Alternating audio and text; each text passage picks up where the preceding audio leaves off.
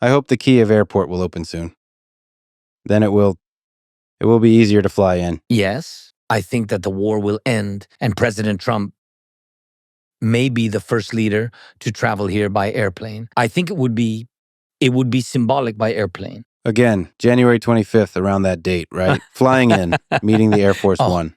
That would be cool. There is a perception of corruption.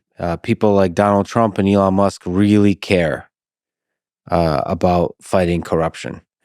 What can you say to them to gain their trust that the money is going towards this fight for freedom, towards the war effort?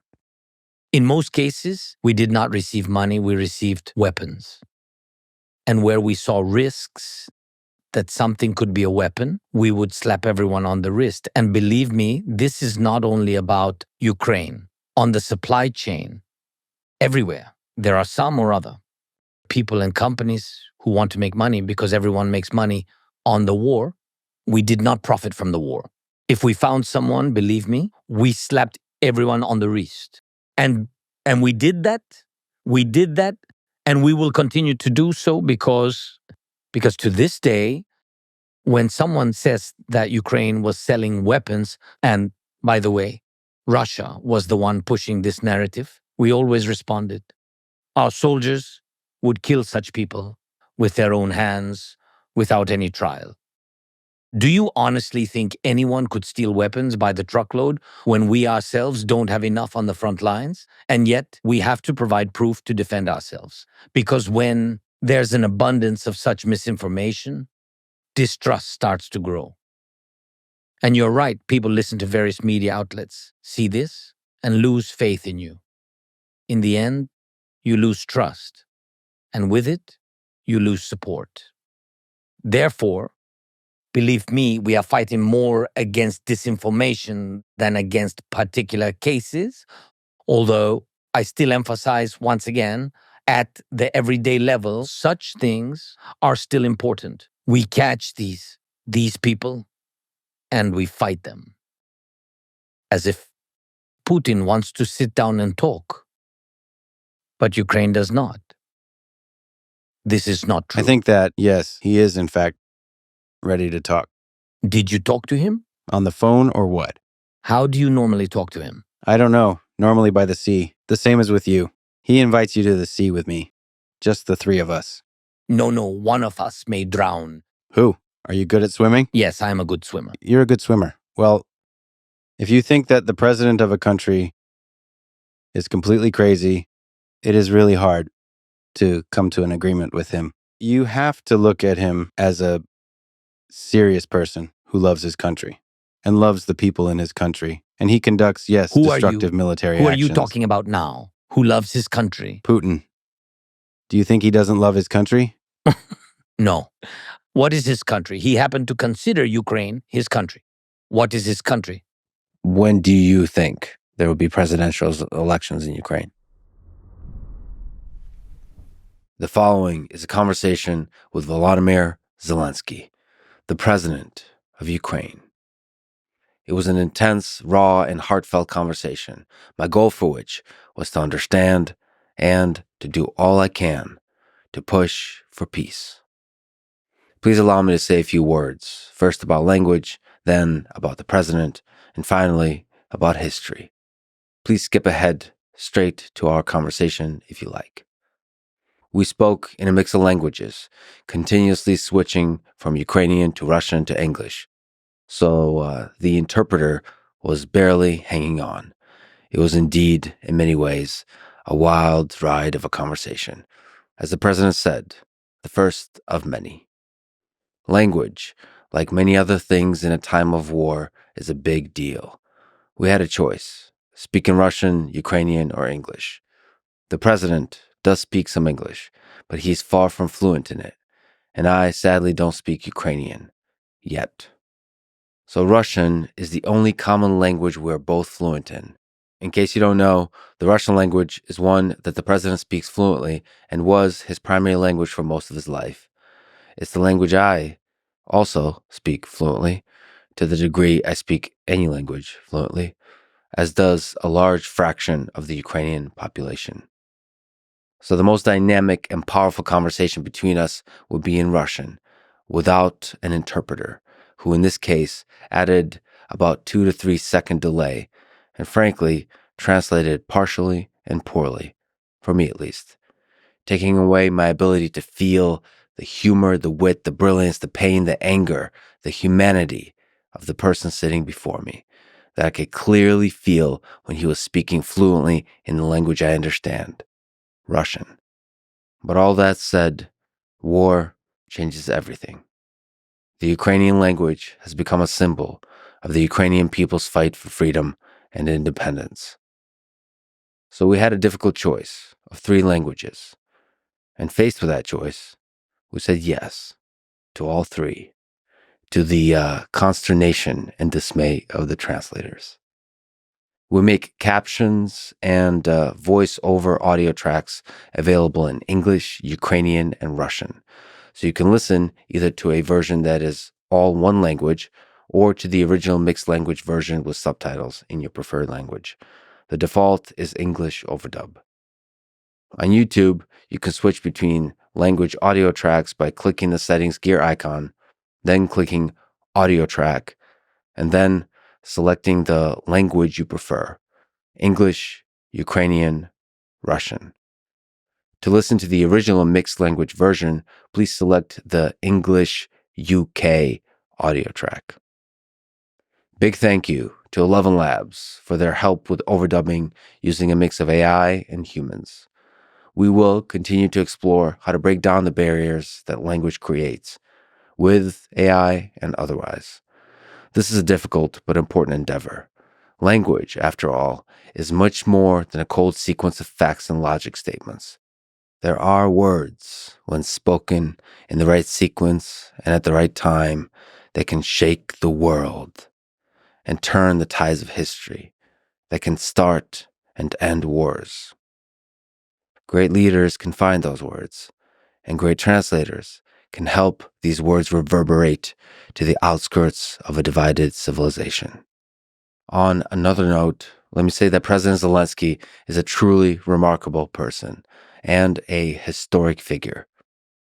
I say this as somebody who deeply understands the geopolitical complexity and history of the region. I am from this region.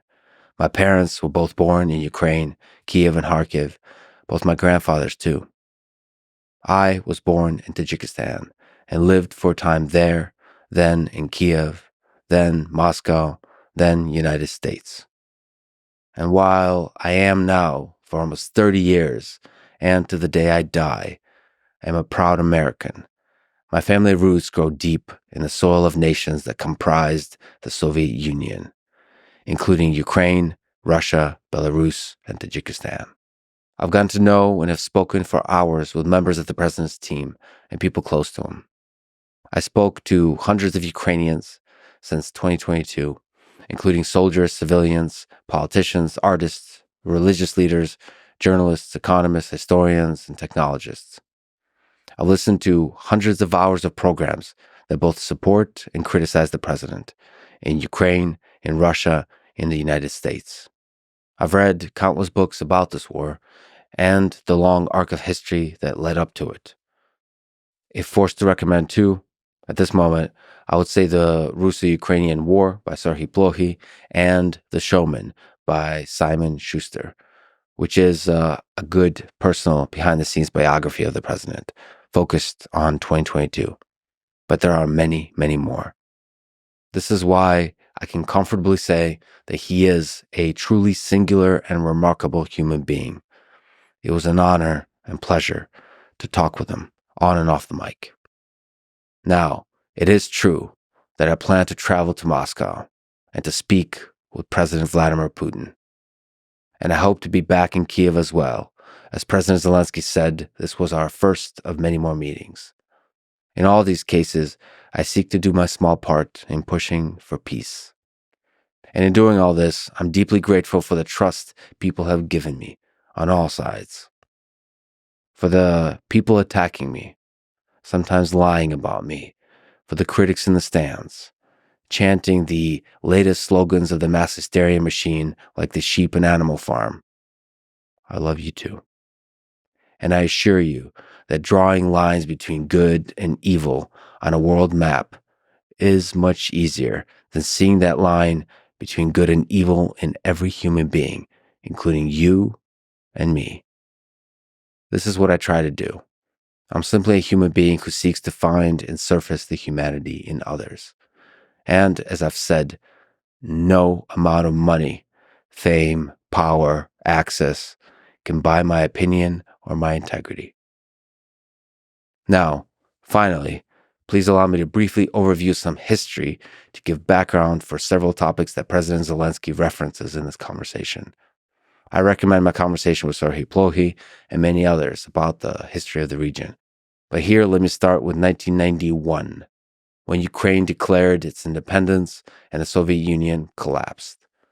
From this point on, Russia-Ukraine relations were defined in large part by whether Ukraine aligned more with Russia or with the West, meaning Europe, United States, NATO, and so on. In 2004, with the Orange Revolution, a pro-Western candidate, Viktor Yushchenko, became president. In 2010, it went the other way. A pro-Russia candidate, Viktor Yanukovych, became president. The internal tensions grew, and in 2013, Euromaidan protests broke out over Yanukovych's decision to suspend talks with the European Union in favor of closer ties with Russia. This set forward a chain of important events in 2014. On the politics front, Yanukovych was ousted and fled to Russia, leading to the election of a pro-Western president. Also, in 2014, on the war front, Russia annexed Crimea and war broke out in the Donbass region of eastern Ukraine, which eventually killed over 14,000 people and continued all the way to 2022, when, on February 24th, 2022, Russian forces initiated a full-scale invasion of Ukraine. This is when the world started to really pay attention. Now, some history of peace talks. Volodymyr Zelenskyy won the presidency in 2019, and he discusses in this conversation the ceasefire agreements he made with Vladimir Putin in 2019, which was one of many attempts at peace, from the two Minsk agreements in 2014 and 15 to a series of ceasefire agreements in 2018, 19, and 20, all of which failed, in part or in whole. All this shows just how difficult ceasefire and peace negotiations are, but they are not impossible. It is always worth trying over and over again to find the path to peace. I believe that Presidents Zelenskyy, Putin, and Trump should meet soon after January 20th this year and give everything they got to negotiate a ceasefire and security guarantees that pave the way for a long-lasting peace. We discussed several ideas for this in this conversation. As I said, this was one of my main goals here, to push for peace. This trip to Kyiv and this conversation was a truly special moment for me in my life. It is one I will never forget. So to reflect, I say a few more words and answer some questions at the very end if you like to listen. But here, let me say thank you to everyone for your support over the years. It means the world. This is the Lex Fridman podcast. And now, dear friends, here's the president of Ukraine, Volodymyr Zelenskyy. If we can explain why the Ukrainian language is very important, our conversation will be most effective and impactful if we speak in Russian. I speak Russian perfectly, of course, and I understand everything you are talking about. However, I can't respond in Russian the entire interview. It's because this is how it is today. I am not making anything up. You can see it all for yourself. You can feel and hear it. Today, there were 73 missile attacks against us, and people were killed. There were over 100 drones today, and this is a daily occurrence. The people who attack us, they speak Russian. They attack people who were only recently told that this was actually in defense of Russian-speaking people. And this is why I respect neither the leader or director of today's Russia, nor the people. That's it. And I don't think that you can just pretend that nothing's happening and give Putin a pass once again for saying that we are one people, that we speak one language, etc. They speak the language of weapons. That is a fact. And we are peaceful people who want to protect themselves and defend their freedom and their human choice. You know, at the beginning of the war, I addressed Russians in Russian. Zero effect. They're mute. They do not listen. They did not listen. Some are afraid. Some have other issues. They have different reasons. It's like when a person is drowning, and people walk by because they can't hear them. And someone walks on by crying, afraid to save them. It doesn't change anything for the one drowning. They need someone to help them. This is why I honestly despise these people, as they are deaf. They began the occupation in the supposed defense of the Russian language. And that's why, with all due respect, I would like to give an interview in Ukrainian. This is very important to me. If there are some points that you want me to explain in Russian, I can certainly do that. I can certainly occasionally speak Russian. But in general, no. I'm not sure that you will understand me completely. Despite your Ukrainian roots, you are a citizen of the United States, right? Yes. That's why I'm surprised that you don't understand. Well, it was a long time ago. I understand that it was a long time ago. Moreover, a lot has changed. A lot has changed. If I may please allow me to say this in Russian. Yes, many things have changed, but I have hope. I hope that today many Russians will hear this, that Vladimir Putin will hear this, that the American president, Donald Trump, and the American people will hear this, that everyone will hear this. And yes, Ukrainian language is important symbolically, but what is also important is that we understand each other well. For Donald Trump? Is it important for Donald Yes. Trump whether I speak Russian Yes. or not? Yes, because unfortunately, and it hurts to admit, but I cannot speak or understand Ukrainian yet.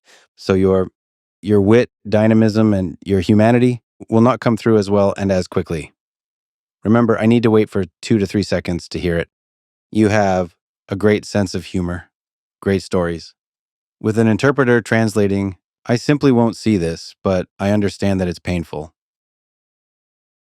Another reason is that I hoped we could show that even though it is sometimes said that Russian is banned in Ukraine. This is not true. I'm speaking Russian now, right?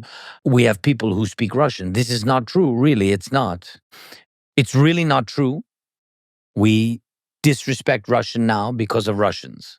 That's all. When they were saving Russian speakers, they killed Russian speakers, many people who actually, many of whom are in the East, right? In the East, they lived in the East. They destroyed their houses, destroyed their lives. It's not a rhetorical thing. It's not all talk and blah, blah, blah. I don't have time for blah, blah, blah. Yes, so it's a very, very important and sensitive moment. The message is that we are not one nation. We are not, the same country. We're different countries. Yes, different countries. And I think what is most important is what we're talking about, not how. We're speaking about it. This is what I think. You're a smart guy. So you have a lot of experience in dialogue of this kind. That's why I think you will understand me. Yeah, anyway, I think it is far better for Donald Trump to hear my English, not my Russian.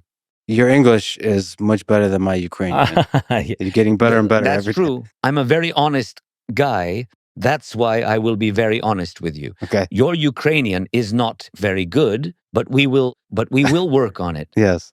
I have many flaws. That's one of them. Sometimes I can speak English. Sometimes, as I understand, we can be very flexible, right? Very flexible. Spanish, Swahili.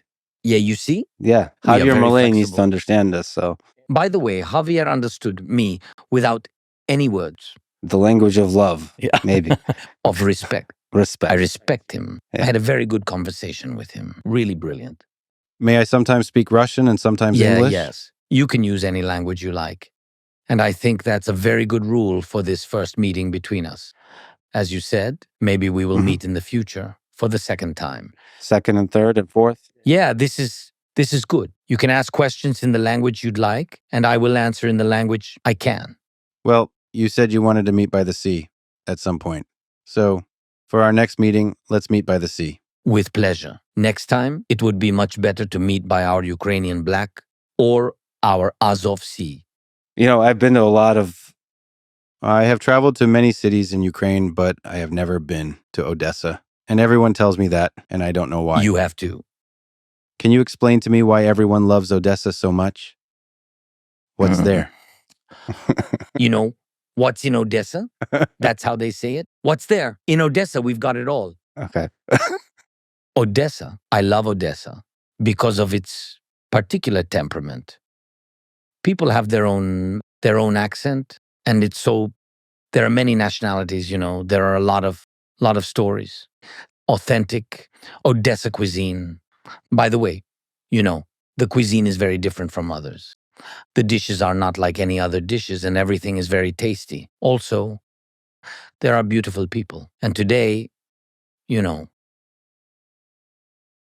you understand people very well, especially after the attacks on Odessa. You understand what the people are like, just how Odessites are, very Ukrainian. And that's very cool. I love Odessa. I go there several times a year. I go there several times a year now because, now because of strengthening of air defense systems, because of this grain corridor, etc. I go there more often. They have the sun there. They have the sea. It's Ukraine and it's very cool there. Well, when you come and visit me in Texas as a guest for the third time, With pleasure. let's do this. How about you, my friend Joe Rogan, and I will go get some Texas barbecue together? Who will pay? That's a good question. Putin. For everything. He has Well- to pay. Well, yes, we'll invite him too. No. Okay. Without him. Okay, I get it. Understood. But if the Rome Statute will be accepted by your government before this moment. Okay. By the way, I don't know if you know this, but Joe has a great comedy club in Austin. Joe Rogan. Joe Rogan, yes. And I think that as a person who respects comedy and stand-up comedy, it would be interesting for you to have a look at it. No. He is, I know him and I saw a lot of different videos. He's a very talented person. So it would be a pleasure if you invite me and I'm able to do it. I am a little bit busy, Yeah. but if I'll be in the United States, I hope that I will have a conversation and a meeting with President Trump. And of course, during my visit, if I'll have the time, it would be a pleasure if you'll invite me. With pleasure. You know what? I will pay. Good. Yeah. I had to think about it, but you are the president. Yes, with you, with pleasure. When the war is over, please come. Thanks and so when much. you're less busy. Thanks so much. If we can go back many years, World War II. Tell me the story of your grandfather who fought in World War II. My grandfather, he graduated from the military academy.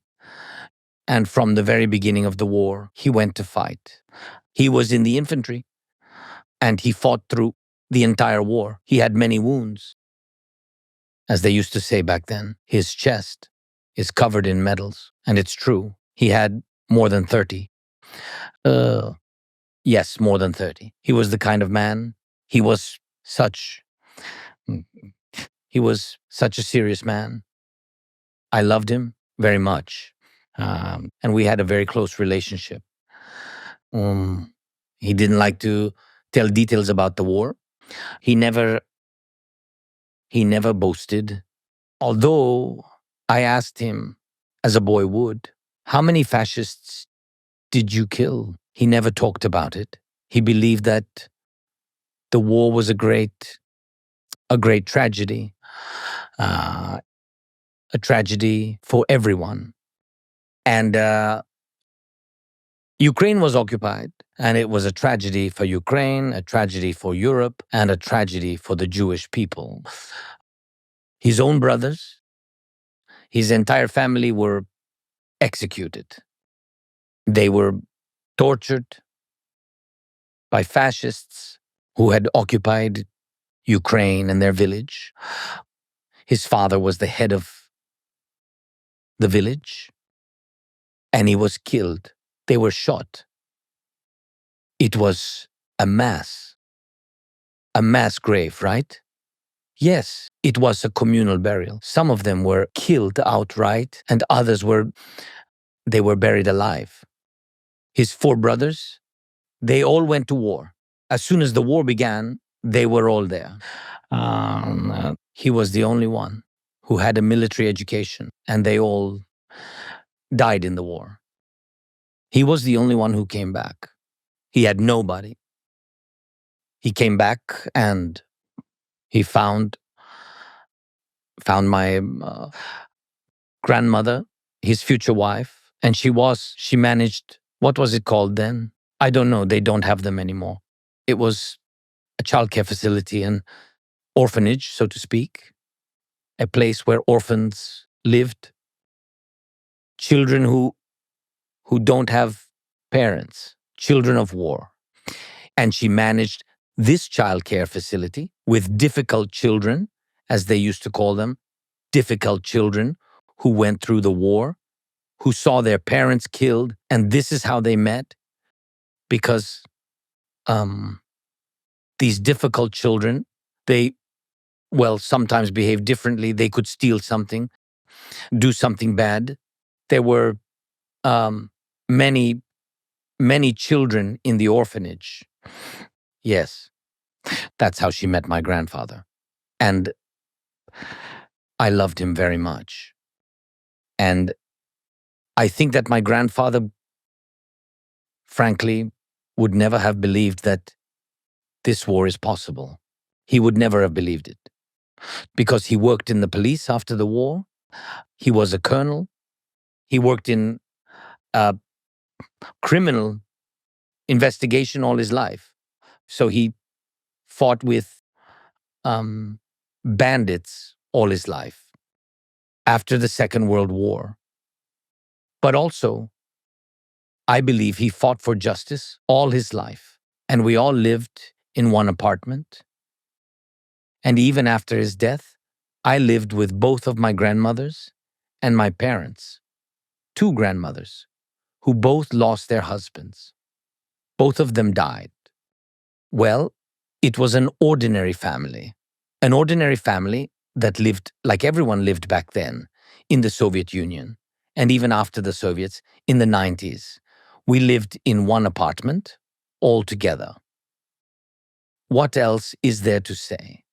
But I think the most important thing was values, respect. They gave me an education. My parents gave me an education. No one left me money or apartments, so I didn't inherit anything material. But I believe that our real inheritance is here, in our minds and in our hearts. I believe that.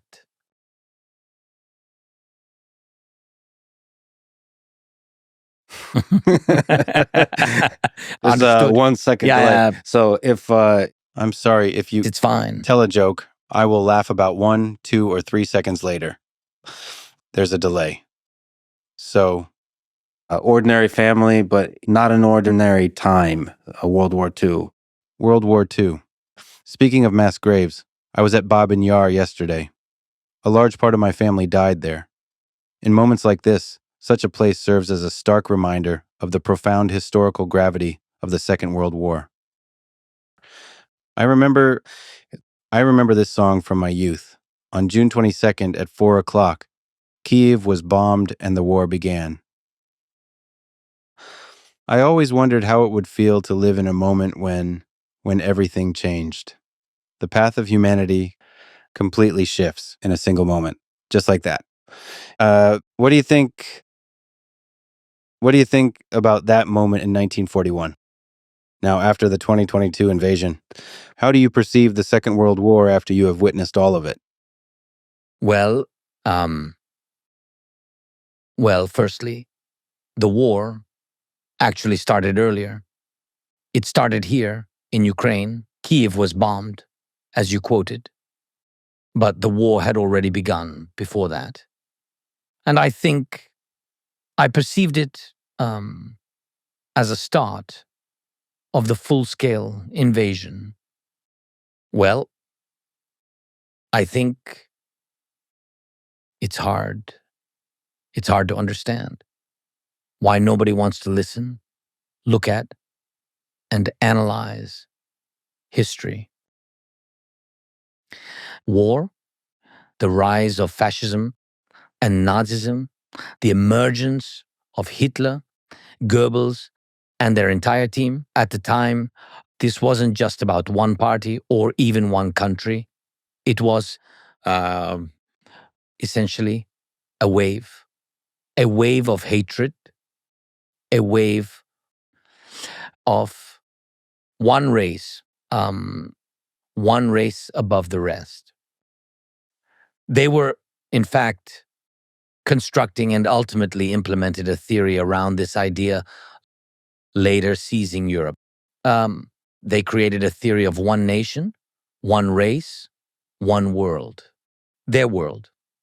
Of course, this idea is absolutely senseless, but it has become radicalized over the years and even gained support.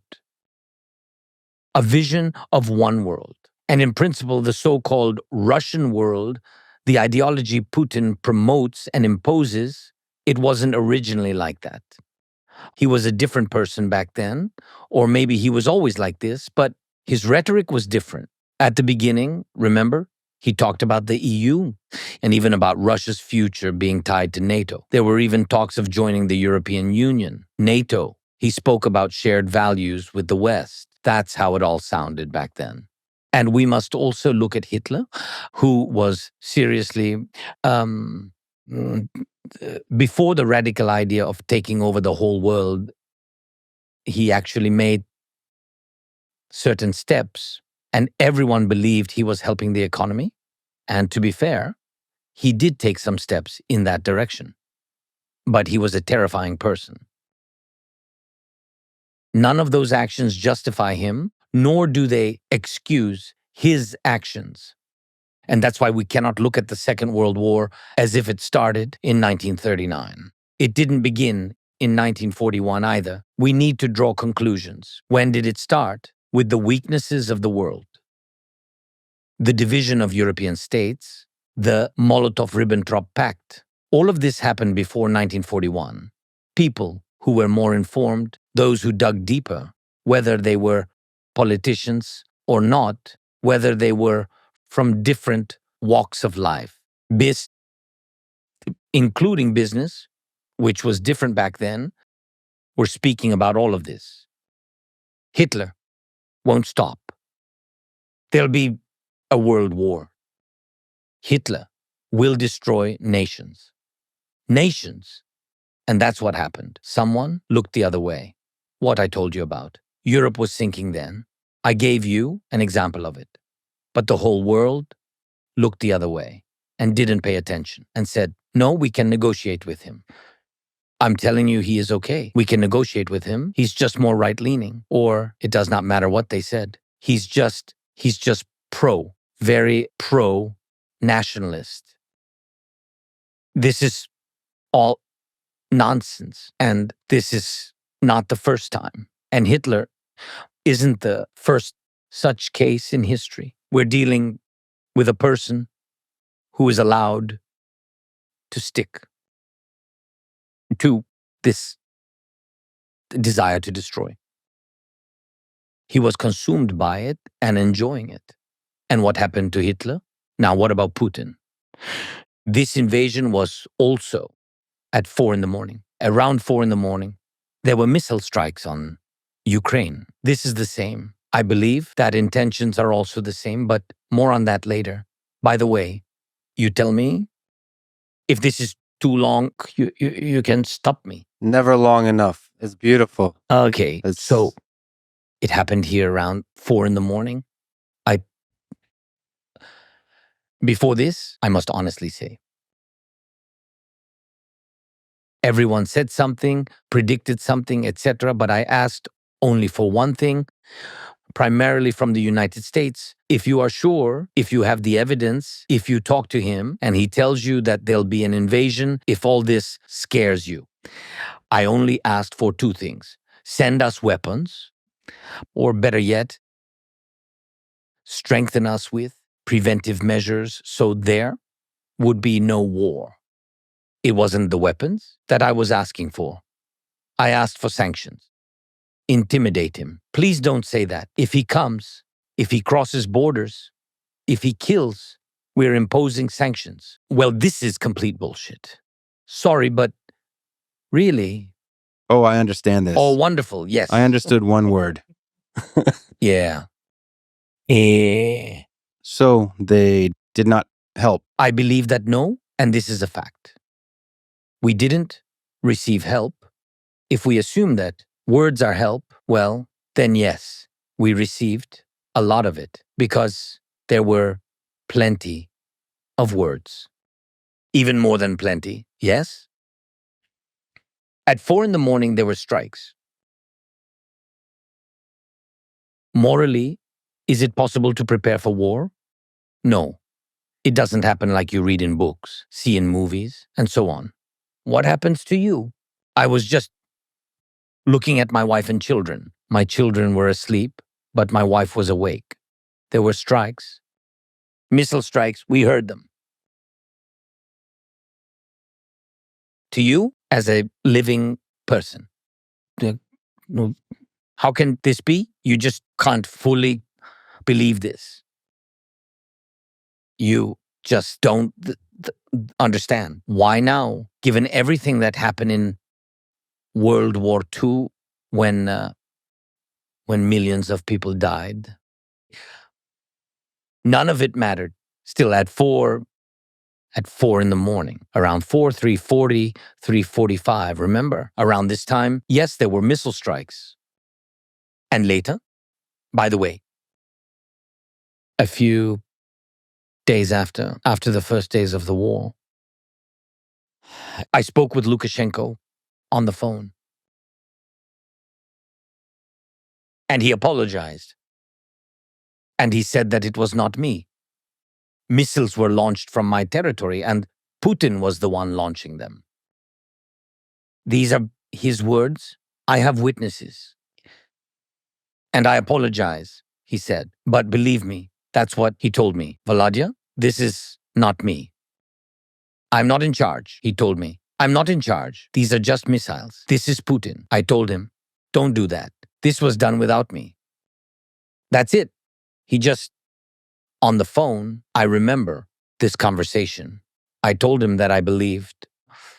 I told him, you are a murderer too, I'm just saying. And he told me, you must understand, you can't fight the Russians. I told him that we never fought them. I said, it's war. The missiles came from your land, from Belarus. How did you allow this? Then he replied, all right, retaliate then. I still remember him telling me, hit the refinery. You know how much I care about it. Moser Oil Refinery, is that it? Can't recall. Moser Oil Refinery. I told him, what are you on about? What retaliation? Forgive me, Volodya. Yes. Yes. This was at 5 in the morning? No. This was during the first or maybe the second or third day of the war. Ah, yes. I see. Well, after that, I went back home. I was home with my children, with my wife. I just went to my wife very quickly that night at 4 o'clock. Yes, and just told her, get the children, get ready. You'll probably need to go to my office very soon. And I left. That's it. At this moment, you're no longer a father. What happened to me, unfortunately, because I believe that this is, and not only do I believe, I understand, especially now that all of this is the most important thing, because your country is your family. The strength is in your family. And this is the most important thing. And I'm the president, and therefore I had to stop being a father in my own family. And my wife had to do everything. She had to do everything regarding children, regarding safety. And I had to deal with the state because I'm the president, and this is my duty. And I, by the way, am taking this very seriously. I went to the office, and here we are now. You're very welcome. Well, at that moment, on February 24th, 2022, everything changed again, just like in June 1941. Everything changed. And history took a turn. The history of humanity took a turn. And for you, too. Well, you were the president. You were talking about fighting corruption, about the country's freedom, about interesting and innovative reforms. But that morning of February 22nd, everything changed. Could you tell me about that morning, the details of your actions? When you had to quickly make difficult decisions. What was the process for you? How did you make these decisions? Did you discuss them with people you trust to understand how to respond to this invasion in every technical, political, and military aspect? What was the process for you? How did you make the decision? According to our legislation, in principle, I'm the supreme commander of the armed forces of Ukraine, so I had to give corresponding orders. Yes, I have a military office, and then later there was a military headquarters where all key people gathered. This is not only about the military, it's about energy, etc., all key things. But at that moment, I made the decisions quickly and without a doubt. And I cannot say that I am just that kind of person. I'm just a living person who believed that if help is needed right now, to help evacuate people, help with children. Several cities were blocked. I was only thinking about how to deliver food there within a day. We did a lot of things, although we understood that they, in fact, occupy part of our state. And we distributed weapons to people. That's how it was.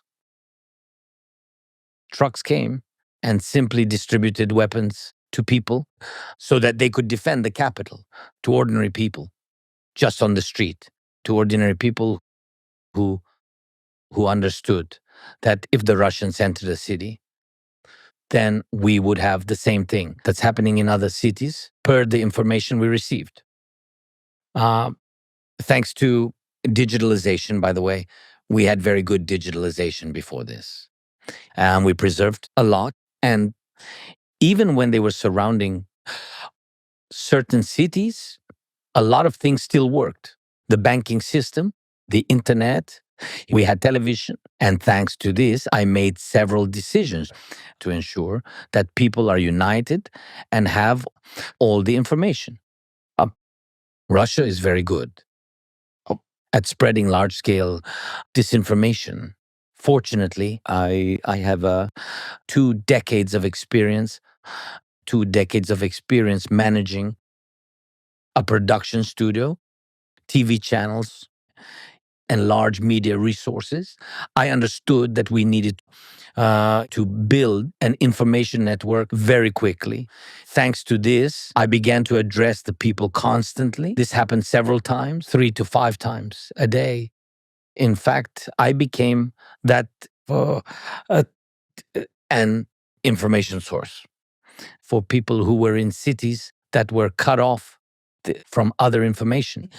And it was very important for me to keep all things digital, to keep the internet, to stay in touch with everyone, with all the people. Initially, that's the contact we had. And then we also built a media platform. So where we had all the news agencies of Ukraine. And this network was called Marathon. And it was also very important for the people to trust us. And people had to receive information. Why? There were waves. There were waves of Russian on the first day who said he ran away. I had to go out into the street. I left the office and went outside. I had to do this because I was showing that this was no green screen, to show that it was the street, not some digital manipulation.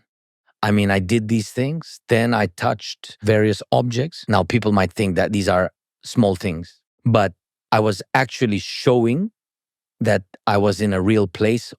All of this had an impact. I was absolutely sure my actions. And these contacts, several contacts. And then I spoke to the Russians. I addressed Russians. I really did. And then only after that, I gathered. It was the first day when I invited all of the journalists here, wasn't it? That was on the first day, I think. Well, not here, to the press center in this building. I talked to journalists. I asked them not to leave because we needed weapons. At that moment, they were handing out rifles to people. And for me, journalists and media platforms were essential voices. There were various journalists from different countries here, and they were essentially stuck. And I asked them for contacts, those who had access to Russians, Belarusians, Kazakhs who understood everything, the same information. And I spoke to them. And I spoke to them and spoke in Russian.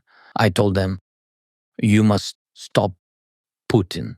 This is terrible. This is horror. This is war. You must stop him. And if you stand up now, if you speak out, and if you go out into the streets, this was very important. I spoke to them in Russian to show them that there was no problem and that all of these pretexts were made up.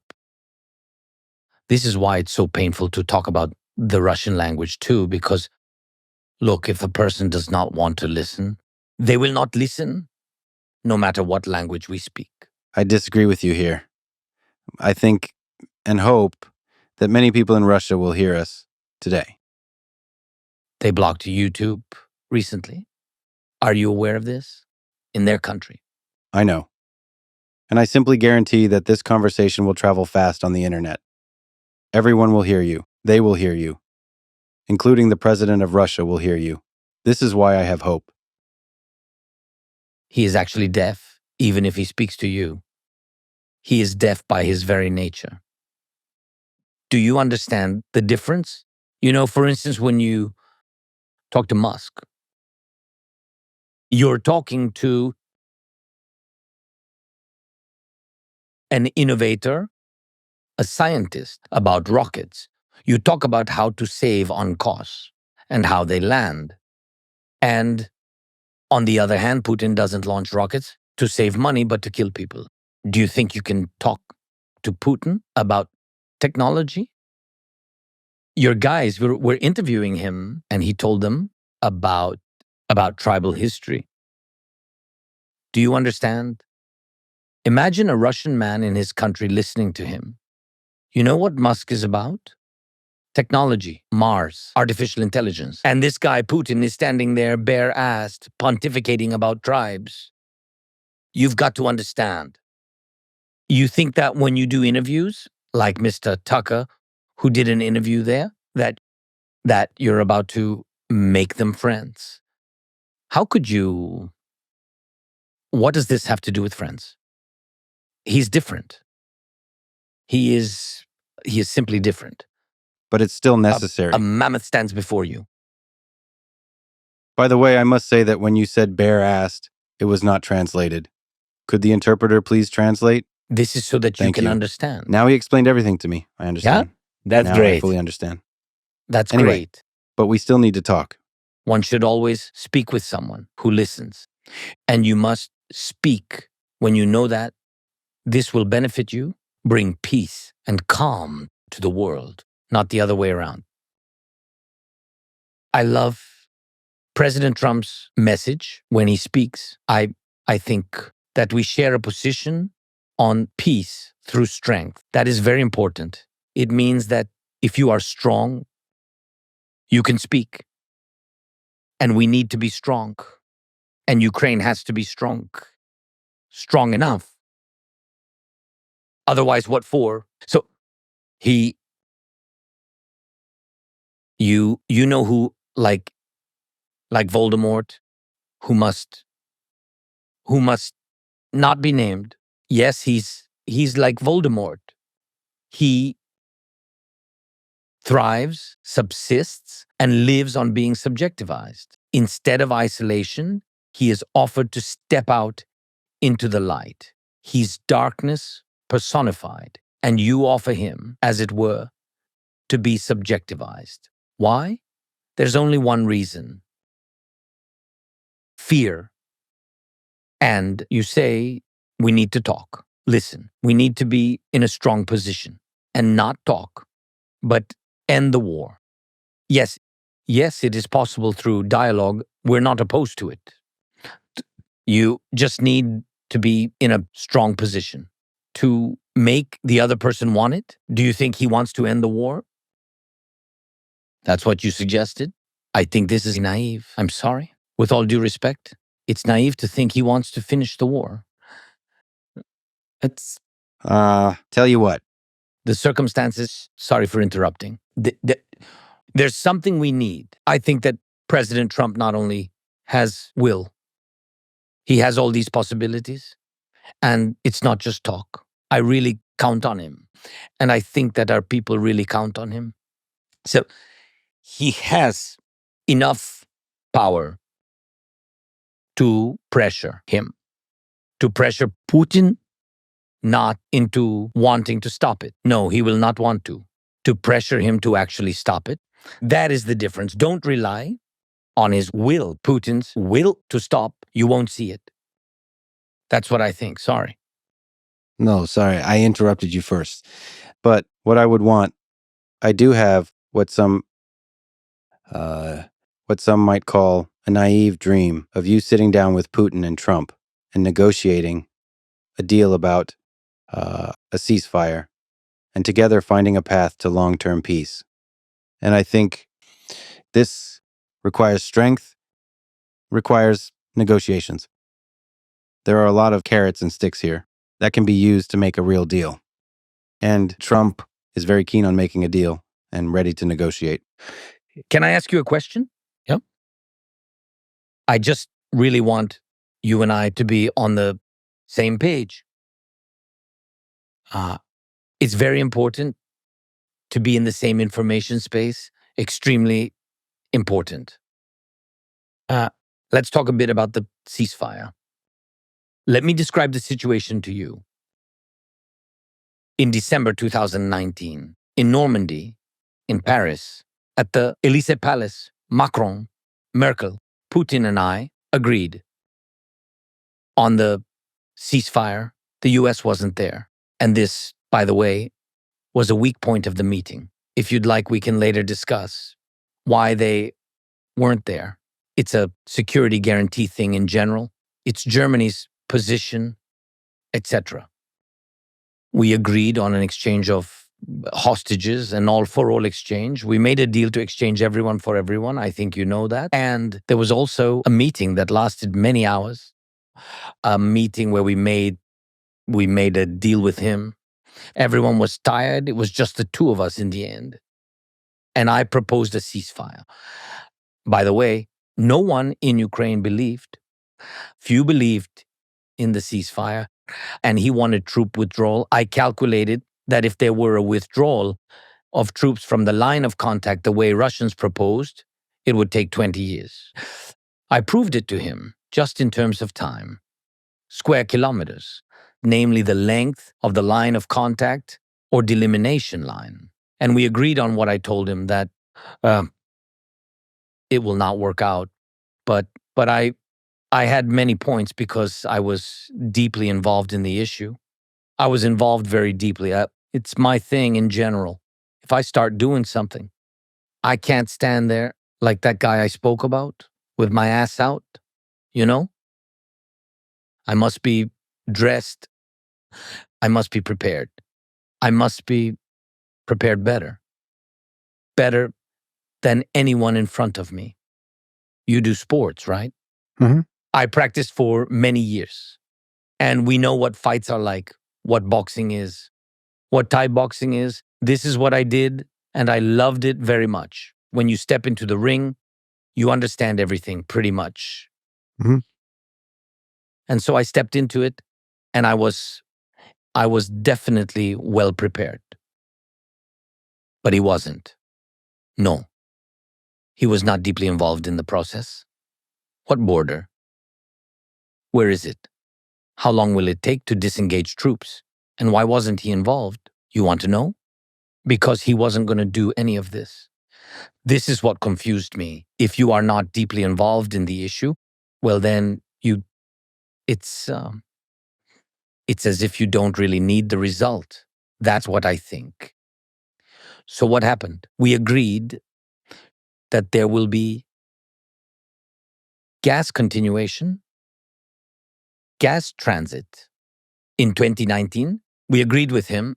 This was a security for Europe. Merkel asked me for it. And this was extremely important for Germany. We agreed with him. Secondly, we agreed that for him it was just money. So secondly, we agreed on an exchange. For me, this was the most important thing. For them, gas was, for me, was the people. And this is a fact, because I wanted to have a humanitarian advantage so that there would be further meetings that would lead to sustained peace. And third, ceasefire. Ceasefire you spoke about. What happened? The gas contract was signed because he needed it. And by the way, he knew everything about it. As for exchange, we took the first step and exchanged the people. Regarding the ceasefire, well, they started killing us in about a month. So I called him and I told him, we agreed on a ceasefire, didn't we? Well, it wasn't a piece of toilet paper, was it? This is serious business. Or so it seemed. It really was serious. Merkel, Macron, you and I, we all agreed on this together. A ceasefire is important, isn't it? Not for New Year's, because everyone was celebrating New Year's. And now they're offering us a Christmas ceasefire. It's all the same. A ceasefire for 2-3 days just to get some praise. But this isn't a performance. This isn't some kind of theater. No, this is about people's lives. And that's what happened. After that, I called him a few more times. I think I only had 2-3 calls with him in total. I asked him for a ceasefire. He told me it couldn't be. We will figure it out now. People from the occupied territory, Russians and separatists, they were all there together. They continued to shoot and kill our people.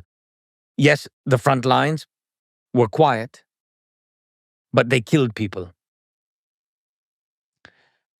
They were killing people. And I kept calling him. I called again and again, but there was nothing. Until, after a few months, the Russians stopped answering the phone. We did not have any contact since. I wanted another meeting, like we had in Normandy.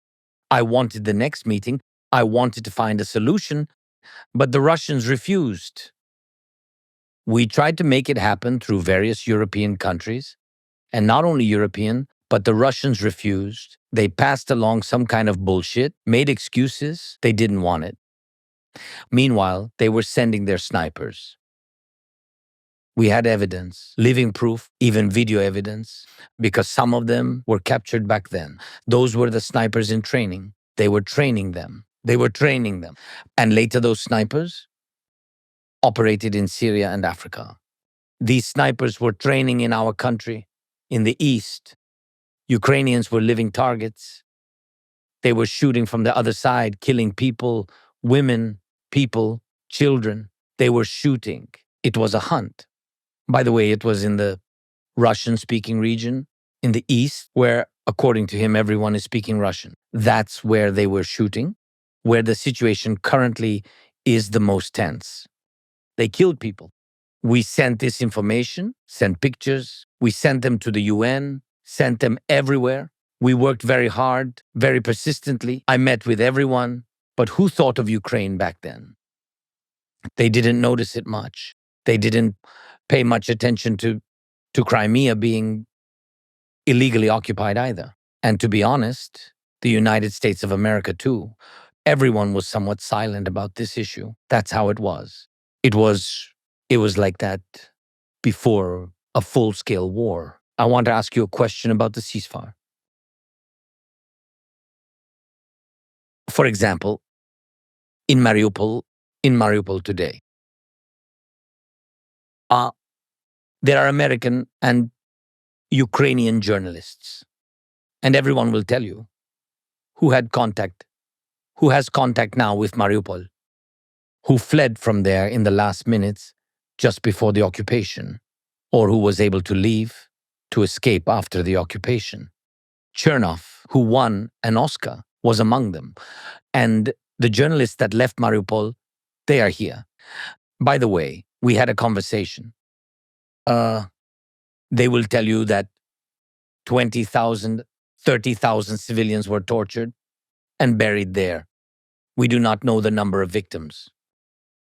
People who didn't want to work with them, who refused to cooperate with them, people who went on strikes to protest, people who did not want to work with the Russians who occupied Mariupol. And this is one example, just with this city. And I have a question for you. What about the millions of children? And I will ask you in Russian so that you hear this without delay. What about the millions of children over there? What if we just arranged a ceasefire without understanding what would happen next? Without understanding what will happen to Ukraine's security guarantees? What about the millions of children in the occupied territories? What should I tell them? What am I to tell them? What is it I should tell them? What? Whatever? Hey, all of you over there, see ya. And those tens of thousands of people buried there, is that what we want? Are we ready to forgive them for this? We must at least take the first step. If this is a ceasefire, we must know that there is a security guarantee for the part of Ukraine under our control. We need it so that he will not come back. This is very important. And what do we say to the people who live in those territories? These are millions of people. Did you know that since 2014, in Donetsk, in the Crimea, this is happening in Melitopol as well, as in Berdyansk now. They are making all these kids of drafting age go and fight. And if they don't go, they will be killed. Do you understand what's happening? That is why a ceasefire, everything I said, what I wish for, and I believe in President Trump's power to use all of this information to come up with a way to make Ukraine strong. And be strong. Why am I saying that? I will give you an example.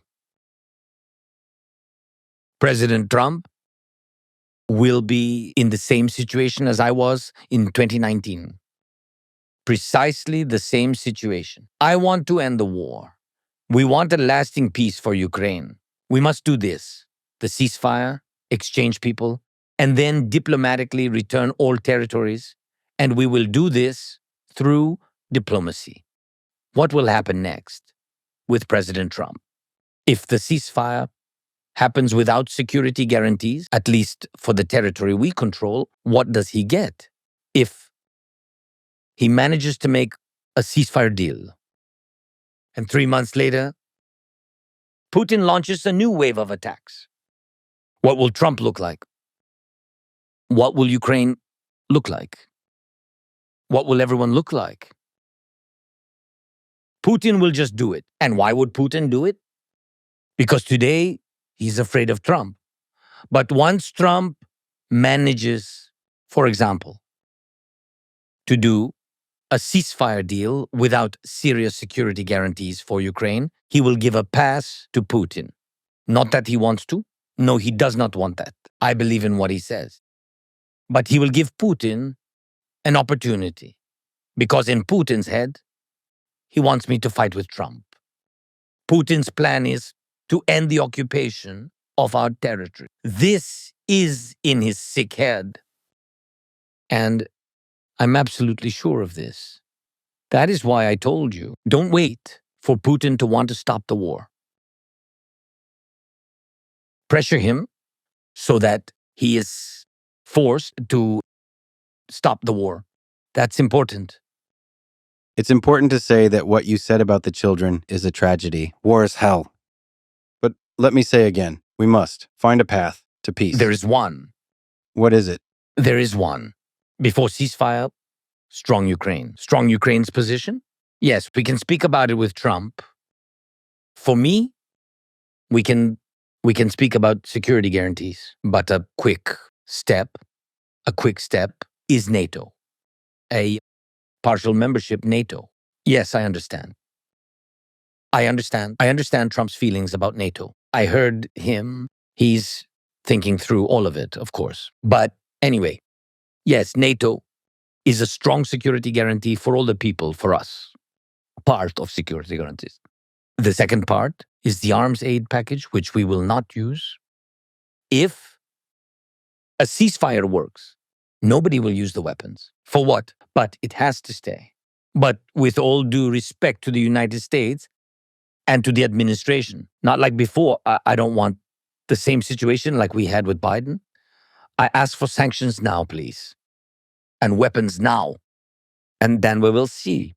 If they start it again, of course, we'll be happy if you'll give us more and you will stand with us shoulder to shoulder. Of course, that is right. But it's different when you have weapons. Putin wouldn't have been able to occupy so much territory. It was very difficult for us to push him out. But we didn't have weapons before, and that is the same situation. It can be the same situation. I'm just sharing this with you. Like I said at the very beginning, I want to be very honest with you and with your audience. Yes, it's true. If we do not have security guarantees, Putin will come again. To make it clear, let's describe the idea that you are speaking about. I would like to offer you other ideas too, but right now, your idea is that NATO accepts Ukraine minus the 5 regions of Luhansk, Donetsk, Zaporizhia, Kherson, and Crimea. Just so you understand the situation, the invitation to NATO is legislatively issued to Ukraine. So to us, all those territories are still Ukraine. But NATO so far can only act in the part that is under Ukrainian control. This can be negotiated. I am sure about that. Yes, this would not be a great success for us, but if we see a diplomatic way to end the war, this is one of the ways. So it is. That is a start. Secondly, weapons, arms aid package. I'm not ready to discuss this publicly right now. It's all written down. And President Trump might have seen it or not, but we've got no secrets from him. Yes. But mostly it depends on the willingness of the United States, because some of it will come from the EU, some from the United States, of course, together. So not just from the United States. No. We need unity with this package. So the package and sanctions. Yes, sanctions. But I think it's in the interest of all the smart people to not have Russian energy on the market in general.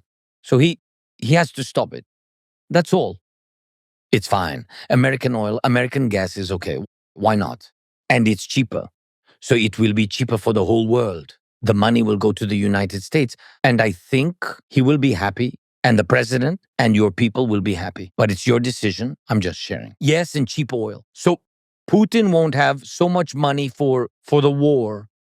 And that's it. But this is difficult because it's a lot.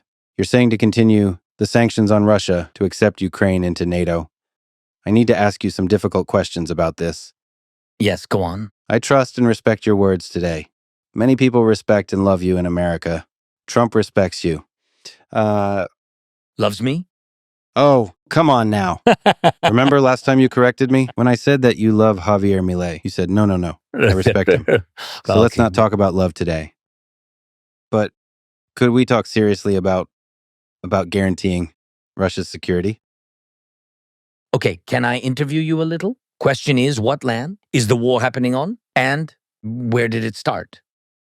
On our soil, on our territory. International law was violated.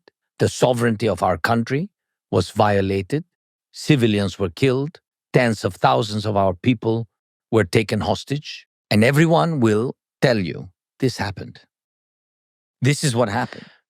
When I speak with the global South, which is trying to balance the two sides because of the history, because of their roots, and because of their shared economic interests with Russia in the past. And now, of course, when you talk to them, they are speaking a little bit like you. I mean, they're balancing a little bit, Yeah, a little bit in between, but we will work on it. Yeah. It's our first meeting. During the second one, you will be more on our side. Yeah. But it's just You're very convincing. we will see. Very charismatic. Yeah, thank you. But when I speak with them, it's very important. Even with their balancing attitude towards the war, they all recognize that this is a war. This is not just internal conflict. This is a full-scale war that Putin began. And all of them, if you talk to them, they say,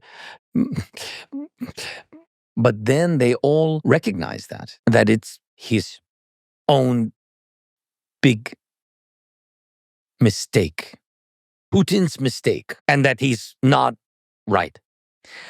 That's why I said, no, he's not right. And you have to begin from this.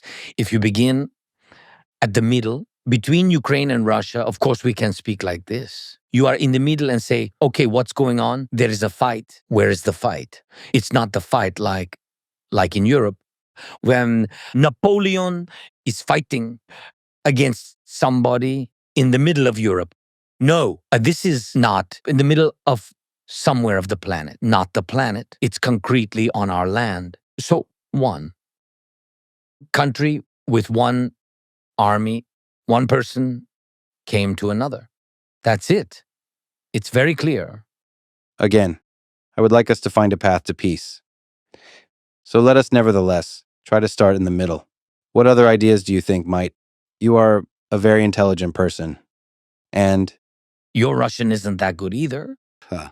And I told you Yes. that this is only our first meeting. My English is not very good either. Your English is very good. Thank you. To be honest, I'm terrible at speaking in every language. Well, there are other ideas. For instance, sorry to say this, it sounds crazy, Please. But what if both Ukraine and Russia are accepted into NATO? Putin himself spoke about Russia, maybe about NATO. What you just said is very correct. What are the guarantees for Russia? It's not like I'm even interested what happens to them. To be honest, I don't care what will happen to them in the future after the war ends. But these are our borders, and we must understand what is going on there. Well, the NATO guarantees for Ukraine. Actually, this is also a security guarantee for the Russians. Frankly, I talked about this many times before. Sorry, I'm speaking figuratively, but as an example, if you were a father who lost his children, a grown man, a man, an adult, and the war has ended, and he never got justice for real. For example, somebody decides to freeze support. We won't give you anything. You can't fight. You can't continue. So we stop when we stop, without any guarantees, without any support, without financing, okay. And nobody is held accountable, but the man lost his children. He will not get anything. None of the killers will be in prison. All the sanctions will be removed. And he lost his children. And we have thousands of such people Why do you think they will not go to Russia? We'll find a way and will not kill the Russian soldiers there or somebody there. Why wouldn't they? It's human nature. It's not about us. It's everyone. Read American writers. Always after any war, if there is no justice for people, there must be punishment for the crime. It is only justice. How come my child was taken away? The war took him. This is very scary. And even whether it was my son who was fulfilling his constitutional duty or simply a missile that struck a civilian child. And if there is no justice and the killers are not punished, why wouldn't these people come back with hate? They will definitely come back. So when we talk about NATO, NATO is not only stopping Russia. Do not forget, NATO is stopping us too. Because there will not be justice for everyone. We know that NATO does not have the right to solve certain issues with war. NATO is a security alliance. It is protection, not brainwashing. What Putin claims that this is offensive is not true. NATO is a defensive alliance, a security alliance, and it is security for Russia. But unfortunately, there are many options for peace that don't involve NATO inviting Ukraine as a member. Can you imagine security guarantees without NATO membership? For example, if America simply leaves NATO, I believe there is a high likelihood that Donald Trump would do such a thing. I think it's very bad for NATO. That's the end. That's the death of NATO. It is a pity because I think that it's a very good alliance. Maybe not everything is good there from the bureaucracy or money, etc. But totally, countries who are in NATO, they don't fight. There is no war on the land of any of these NATO countries. I think that is the answer. It works or not. It works politically or militarily. I don't know, but it works. So without Trump, without the United States of America, there will not be NATO. That is the first. So, and you say, can we imagine that? That what? That there could be security guarantee without... No, we don't need guarantees without the United States. That's it, because the United States is a very strong, powerful country. The United States puts the point. Of course, Putin said that it's just the Soviet Union, where, by the way, Ukraine was the second strong republic militarily. Yes, by the way, but he of course, always forgets about it. But during the World War II, without help of the United States, support of your troops, support of your industry, industrially, militarily, without your money, without your people, Hitler could win. So the United States helped a lot. Of course, Europe, USSR, and of course, everybody fought. Everybody did a lot. But without the United States, it couldn't be such. I don't use the word success because I think that there is no war which ends successfully, because this is a war. 7-figure losses, heavy losses in World War II, millions of people. And that's why without the United States, security guarantees are not possible. I mean, these security guarantees which can prevent Russian aggression. Of course, we have security guarantees bilaterally with some countries, financing, support of our internal military and defending and humanitarian issues, and demining, which is very important, and helping our children in the school networks. By the way, this is a very sensitive point. How many? How many bomb shelters? How many bomb shelters we built with the partners for the children? And it's a pity that they are underground. But can you imagine their eyes? When they came after COVID, you understand what does it mean, COVID? But they had COVID and the war, and together they didn't see each other for so many years. And when they saw each other, even underground, they were very happy and smiling. So We have such security guarantees, but it's not enough to prevent. Yes, preventive measures also work to prevent the aggression of Putin. No, to His stop. Your English is better than my Russian. This is wonderful. I'm not sure. I'm just giving you compliments. Thank you. You're No, supposed thank to do you. that kind of thing to a president. Thank you so much. Okay. Once again, Come on. without NATO guarantees, I have a dream that, let's say, on January 25, or sometime at the end of January this year, you will sit down with Donald Trump, with Vladimir Putin, and together negotiate a ceasefire with strict security guarantees. And an agreement will be signed. What will this look like without NATO? I will make it clear. And so, first of all, I think January 25th or some other day. Well, you just call it January 25th. And I don't mind. It's my birthday. And we sit down. First of all, with Trump. We agree with him on how we can stop the war, stop Putin. It is important for us to sit down with him. Secondly, it is very important for us that Europe, which is very important for us because we are part of Europe, and not only geographically, geopolitically, but also in the European Union where we will be. For us, it is very important that Europe also has a voice. It's the second thing.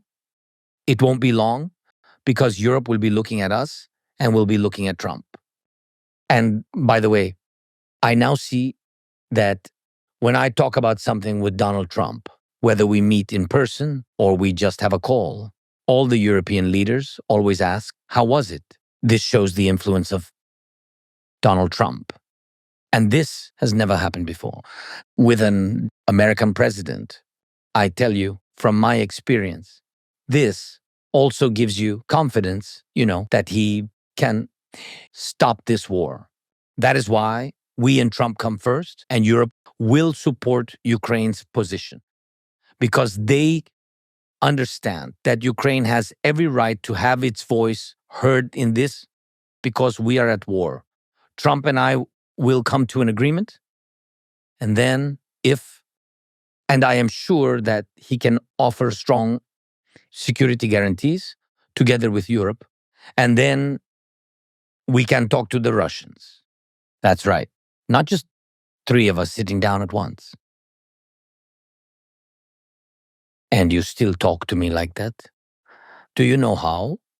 As if Putin wants to sit down and talk, but Ukraine does not.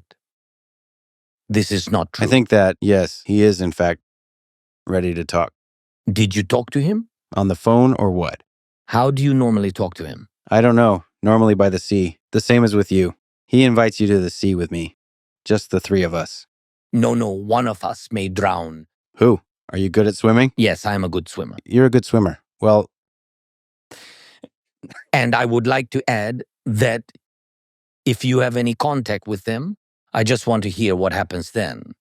I have never talked to Vladimir Putin, but I have a feeling that he is ready because Donald Trump is ready. I hope you are ready. And this is not just a feeling, but a dream.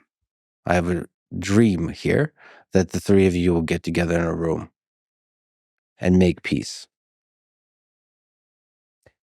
And I want to understand what it looks like, what security guarantees look like that would satisfy Ukraine, that would satisfy Russia.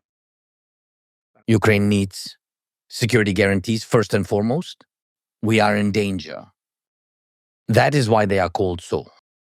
This is no joke to me. Let's take a few steps back. Interesting. Why are security guarantees, a strong position of Ukraine, strong weapons, and so on so important? I will give you a little history lesson. Although I think you have prepared yourself and know everything perfectly, well, you can correct me on that. Yes, Ukraine had security guarantees The Budapest Memorandum. Nuclear weapons are the security guarantees that Ukraine had. Ukraine had nuclear weapons. I do not want to characterize it as good or bad. Today, the fact that we do not have them is bad. Why? Because this is war. Today we are at war. Because you have unleashed the hands of a nuclear power. A nuclear power is fighting against us, against Ukraine, and doing what it wants. By the way, even you are now talking about ceasefire, just a ceasefire. Maybe give flowers to Putin, maybe to say, thank you so much for these years. That was a great part of my life. No, we are not just ready for this. Why? The Budapest Memorandum, nuclear weapons, this is what we had. Ukraine used them for protection. This does not mean that someone attacked us. That doesn't mean that we would have used it. We had that opportunity. These were our security guarantees. Why am I talking about this in detail? Because if you take the Budapest Memorandum, by the way, I discussed this with President Trump. We have not finished this conversation yet. We will continue it. Regarding the Budapest Memorandum, the Budapest Memorandum included security guarantees for Ukraine. At first, three. The most important security guarantors for Ukraine. 3 strategic friends and partners of Ukraine.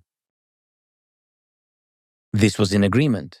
United States of America, Russia, Britain, France, and China joined. There were 5 states that these are not even security guarantees. We now understand that this is not a guarantee of security because on the one hand, these are security guarantees, but there was an English word, as far as I understand, assurance.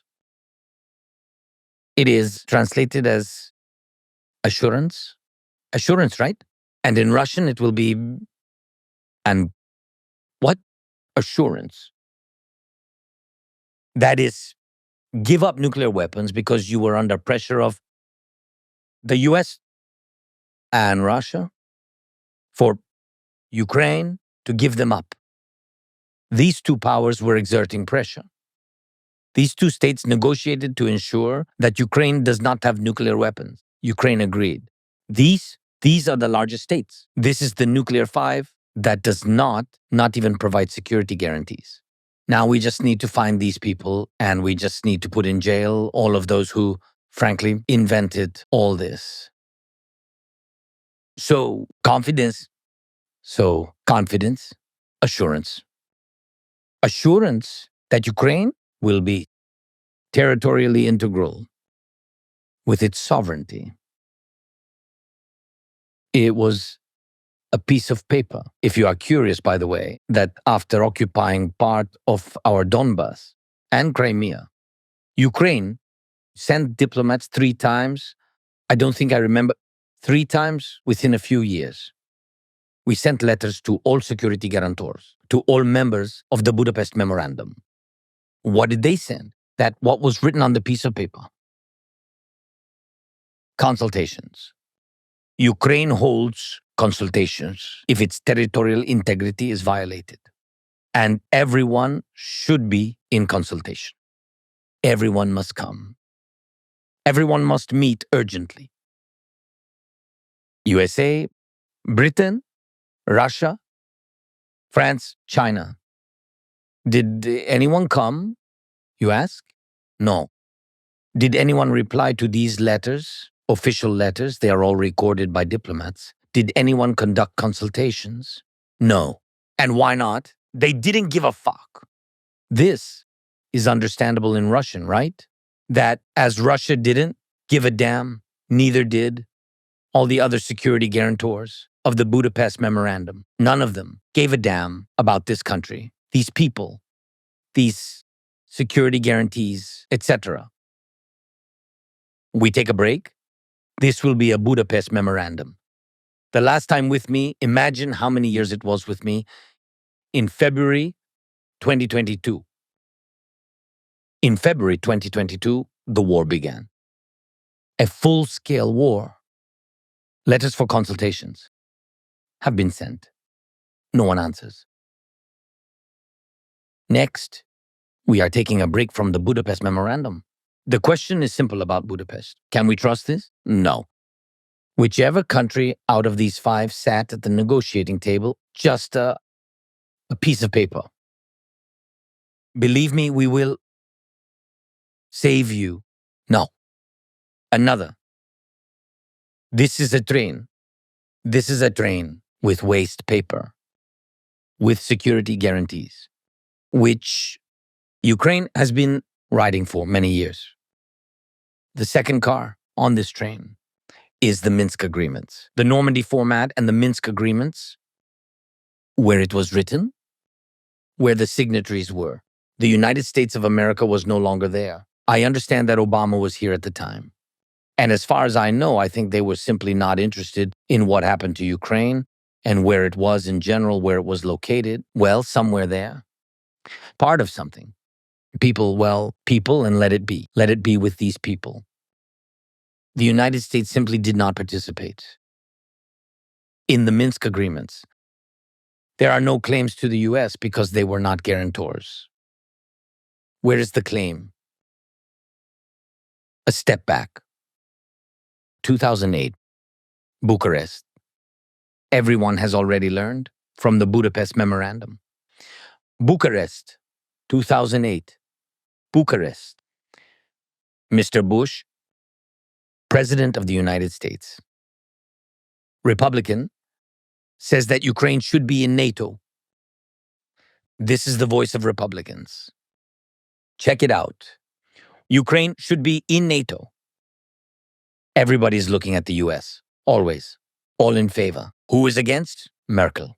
So she opposes, and she forced everyone not to give Ukraine an invitation to join NATO because that would be a step. Seriously, Republicans were in favor. The US was in favor because Republicans and Bush were not afraid of anyone. They were not afraid of anyone, and they knew that Ukraine rightly wanted to join NATO. She chooses so. And what is the question? Well, people made their choice. Well, and the Russians will not look that way. That was not the case then. Why? Because the Russians were different. Next, Minsk. We didn't succeed. After the Minsk Agreements, as I told you, hundreds of meetings were held. I have had hundreds of meetings since 2019. We could not think about a ceasefire. A ceasefire is our offer. This is not somebody's suggestion.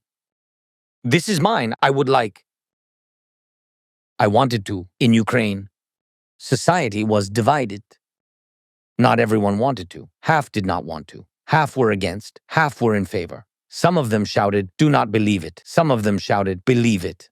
I am the president of Ukraine. I was given a mandate of trust by 70% of the population to take appropriate steps, and I made them. This is not a joke. We'll just sit the 3 of us. I am simply telling you what is. This is, how can I tell you? These meetings must be serious and prepared. And prepared with those who want peace. Ukraine wants peace. US wants peace. We have to sit down with Trump, and that is 100%. First and foremost, number one. Moreover, he told me on the phone that he is waiting for us to meet, and there will be an official visit, and my visit would be the first or one of the first to him. And for him, this topic is very important. I know that he has his own matters, American issues, I understand. I heard his election program, but regarding international affairs, I think our issue is one of the most pressing issues for President Trump. Therefore, I believe very much, I trust his words, and I hope we will meet again. We need to prepare. We have many plans to build on, and they exist, and they are supported by many countries. But we need his vision. He needs to look at all these details, but his vision, please, because he can stop Putin, because Putin is afraid of him. That's a fact. But Trump is a president of a democratic country, and he does not come for life. He is not Putin. He will not come for 25 years. He will come for his term. Please tell me.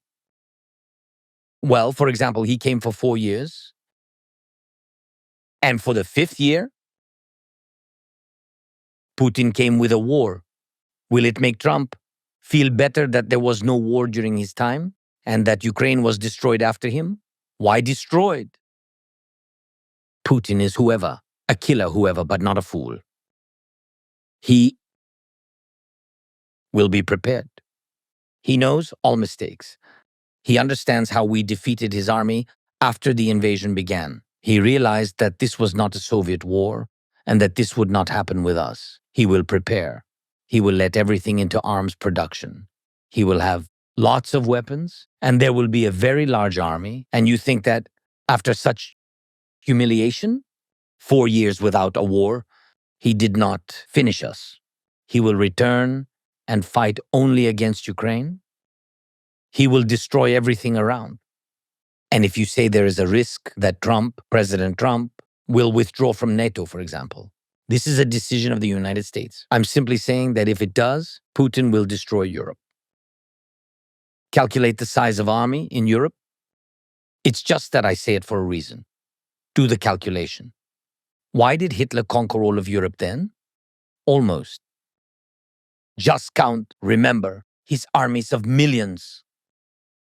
Calculate what Europe has. What are the largest armies? We have the largest army. The Ukrainian army is the largest in Europe. The second place after us is 4 times smaller than us. France. Yes. 200,000? I think the French have about 200,000. We have 980. So this powerful coalition of European nations. That will not be enough. Yes, it's not going to be enough, but you're a smart man. There's a lot of ideas. Partnerships with Global South, India, Middle East, Saudi Arabia, экономические partnerships, political partnerships. It all protects you. First of all, look at one example. North Korea. Just look at this example. 12,000 has arrived. Today, 3,800 killed or wounded. They can bring more. 30, 40,000. Or maybe 500. They can bring many people. Why? Because they have order, autocracy, and everything. Can Europe bring people together? No. Will Europe be able to build an army consisting of 2 to 3 million people? No, Europe will not want to do this. And for what? We definitely don't want a world war with you. There is no such purpose. There is no such purpose as gathering everyone. We do not want any war. We want to stop the Russians. And they invite North Korean soldiers. Invited. Their faces are burned. They themselves burn their faces. Those who cannot escape, injured or killed. There's a video. Everything I'm telling you, there is evidence of this. So that they are not recognizable, right? It means, what does it mean? It's out of values which share Europe. Europe counts. It means that those guys, they don't count. Rahuyut, it's count, yes? They don't count the number of people. That is the answer. Can they move more? Yes. Can they move dozens of thousands? Yes, because we see what they have. Last year, for example, Europe gave us 1 million artillery rounds. We produced a lot ourselves, but they gave us initiative. It was initiative. 1 million artillery rounds and of 155 and etc. We produced more.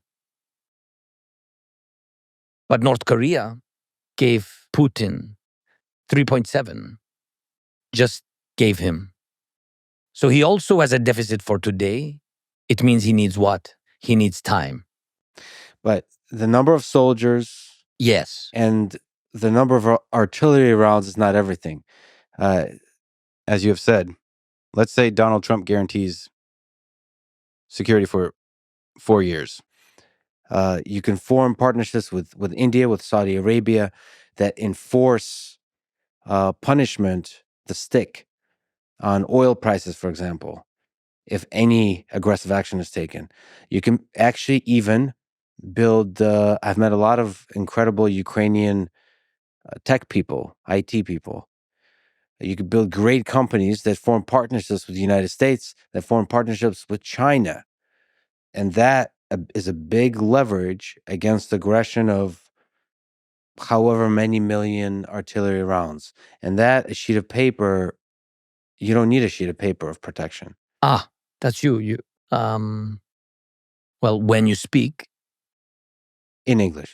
in English, yeah, you don't even need answers, because when you now were talking, you already answered on all the questions. The first one is that during this time, you need just cooperation, a lot of money for this military industry. In Ukraine or in Europe, with India, Saudi Arabia, Saudi, and the United States, you need a lot of money. So the question is where you will get it. So my answer was to Trump. I said, this is one of the security guarantees. Take 300 billions of frozen Russian assets. We will take it. Take money, what we need for our interior production, and we will buy all the weapons from the United States. We don't need gifts from the United States.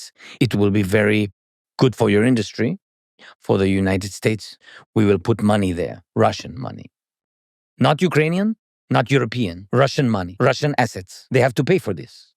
We will put it and we will make it. This is one of security guarantees? Yes, of course.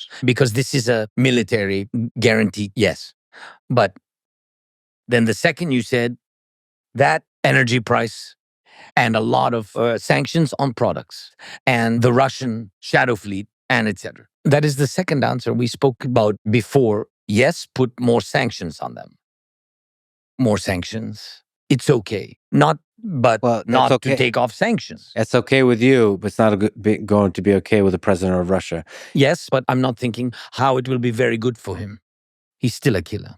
I understand, but unfortunately, the reality is that a compromise is needed in order to reach an agreement. In your understanding, the fact that he is no in jailed after all the murders, he is not in jailed assuming all the murders, and no one in the world is able to put him in his place, send him to prison.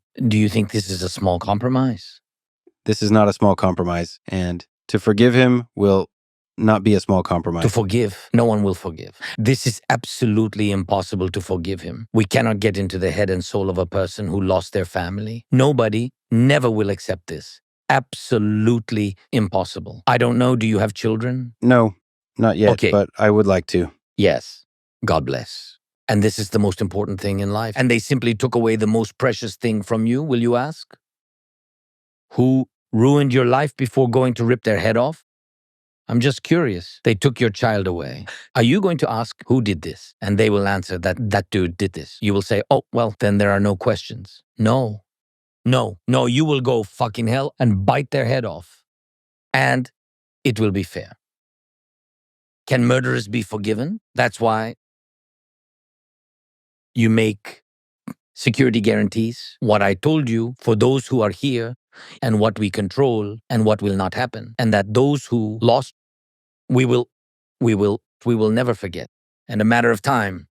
But when you gave us NATO, I just said, this means that after a while, everything I said about NATO, after a while, Ukraine will not go against Russia.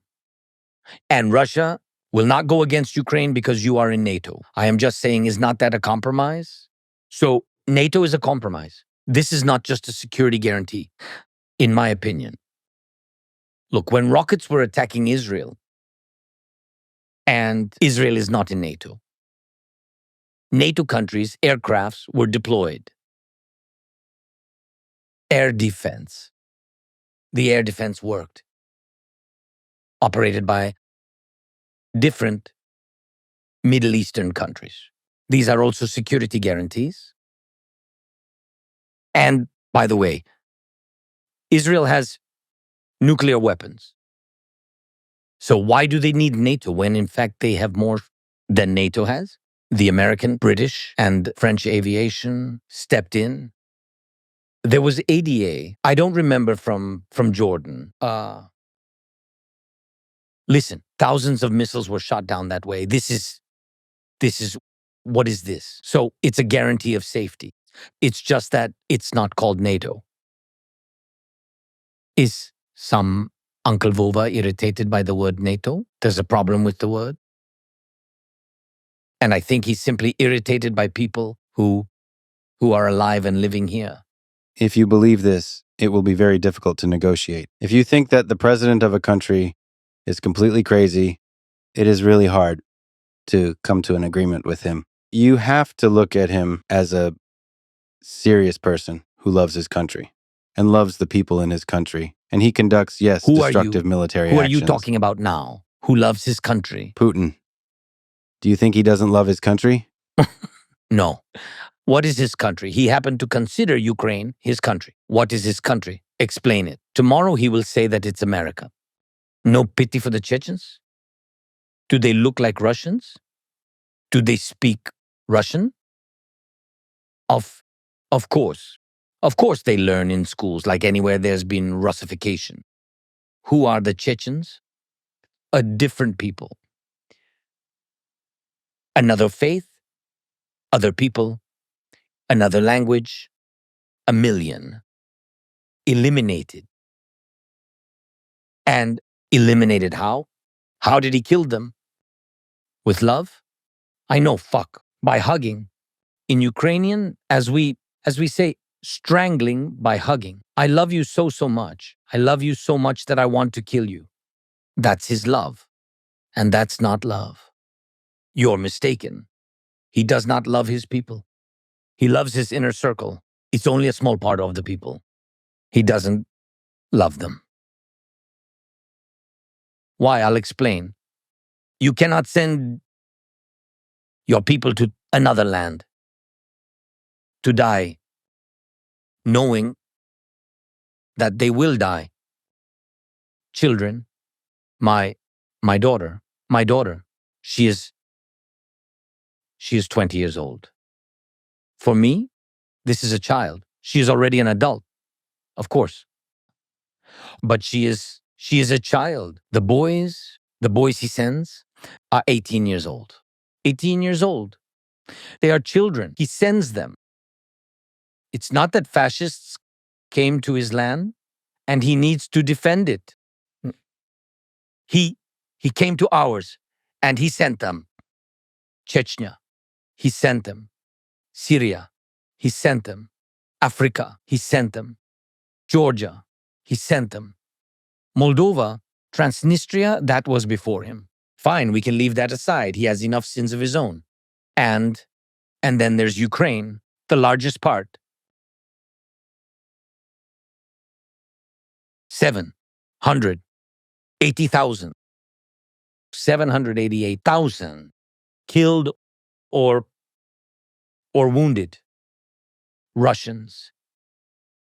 He calls them all Russians, even those who don't know how to speak Russian. On his territory of Russia, everything they've enslaved. Yes, proud Varangians. So I wonder, is that love? What love is this? And for what? Does he love his people? No. Does he love his land? His country is bigger than America. How much land do you need? America is huge. America is simply an outstanding country. Outstanding country. Russia is bigger. Well, just bigger. So ask yourself, does he love them? What is he doing? And what does he love? Do you think he's been everywhere in his Russia? It's impossible to get around it. He hasn't been everywhere. He just hasn't. Well, I believe that Donald Trump loves America, and I don't think he has been to every single American city. No. I saw his rallies. So many rallies. No, let's Let's be honest. Let's be honest. He had it and I saw it, and it's very difficult. He's not 18. Yes, but he's strong. And this is his will. Everywhere where the war is. I'm sure. I pray to God it never will be on your land, yes, and I'm sure that it will not be. But I'm sure that if you have in some region the problems, how to say earthquake, hurricane, you have it all. Well, I'm sure that President Trump would be there. After 1 day, 2 or 3 days, I don't know the security of all these things, but he will be. Otherwise, how will people look at him? Yes, of course he will. Of course. The same about me. I'm not comparing myself with him. I'm just, where it is difficult for people, I have to come. The next question is very simple. Region. Kursk region. The operation there. Was Putin in Kursk during 4 months? No. Listen, I have tremendous respect for you, admiration for many reasons, one of which is you stayed in Kiev, and another one is that you visit the front and you talk to the soldiers in the front and you talk to people all across Ukraine. Absolutely tremendous respect for that.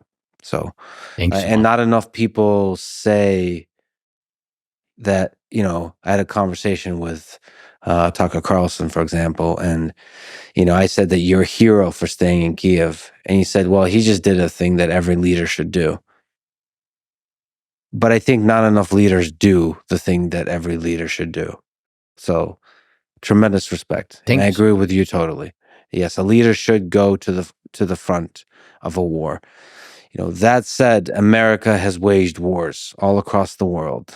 That has the war in Afghanistan and Iraq cost $9 trillion and killed over 1 million people. War is hell. And that just because war is waged in terrible ways that it is, does not mean the leader does not love their country. But I take your point. I once again have a dream that even if there's hate, that you sit down with Donald Trump and Vladimir Putin and you find a way to peace. Let me ask you a question. What do you think? Will there ever be a day when the Ukrainian people forgive the Russian people and both peoples will travel back and forth again and marry each other, rekindle and form friendships? Will there be such a time in the future? I think history has long answered this question. I don't know how it will be for us. It will be in the future. Without a doubt, history has shown this time. And again, after every devastating war, one generation, one country recognizes that it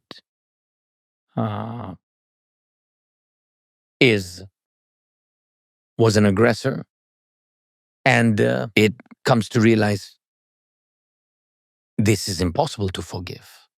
This is precisely the kind of education they've had in Germany for many years, even though these children had nothing to do with it. It was their grandfathers who participated, and not all of them were participants of Nazi Germany's war essentially against the world. Yes. And against life. And therefore, they're still apologizing. Apologizing is not easy. They know that they were the aggressors. They were guilty. They do not look for compromise in history. Compromise in itself buys time. And they understand this. There are convicted murderers, condemned both historically and by their own people. Reparations have been paid, and security guarantees have been established, by the way, and all this is done. And when all this is done and recognized, in any case, people develop relations with each other. That's clear. But it can only happen the way it always has in history. Russia will have to apologize. It will. This will happen because they are guilty. They are guilty. And as I told you, the guilty are different. Both those who participated and those who remain silent, because silence is also about participating, in my opinion. Can I ask about Donald Trump? We've already mentioned him a lot, but let's focus there.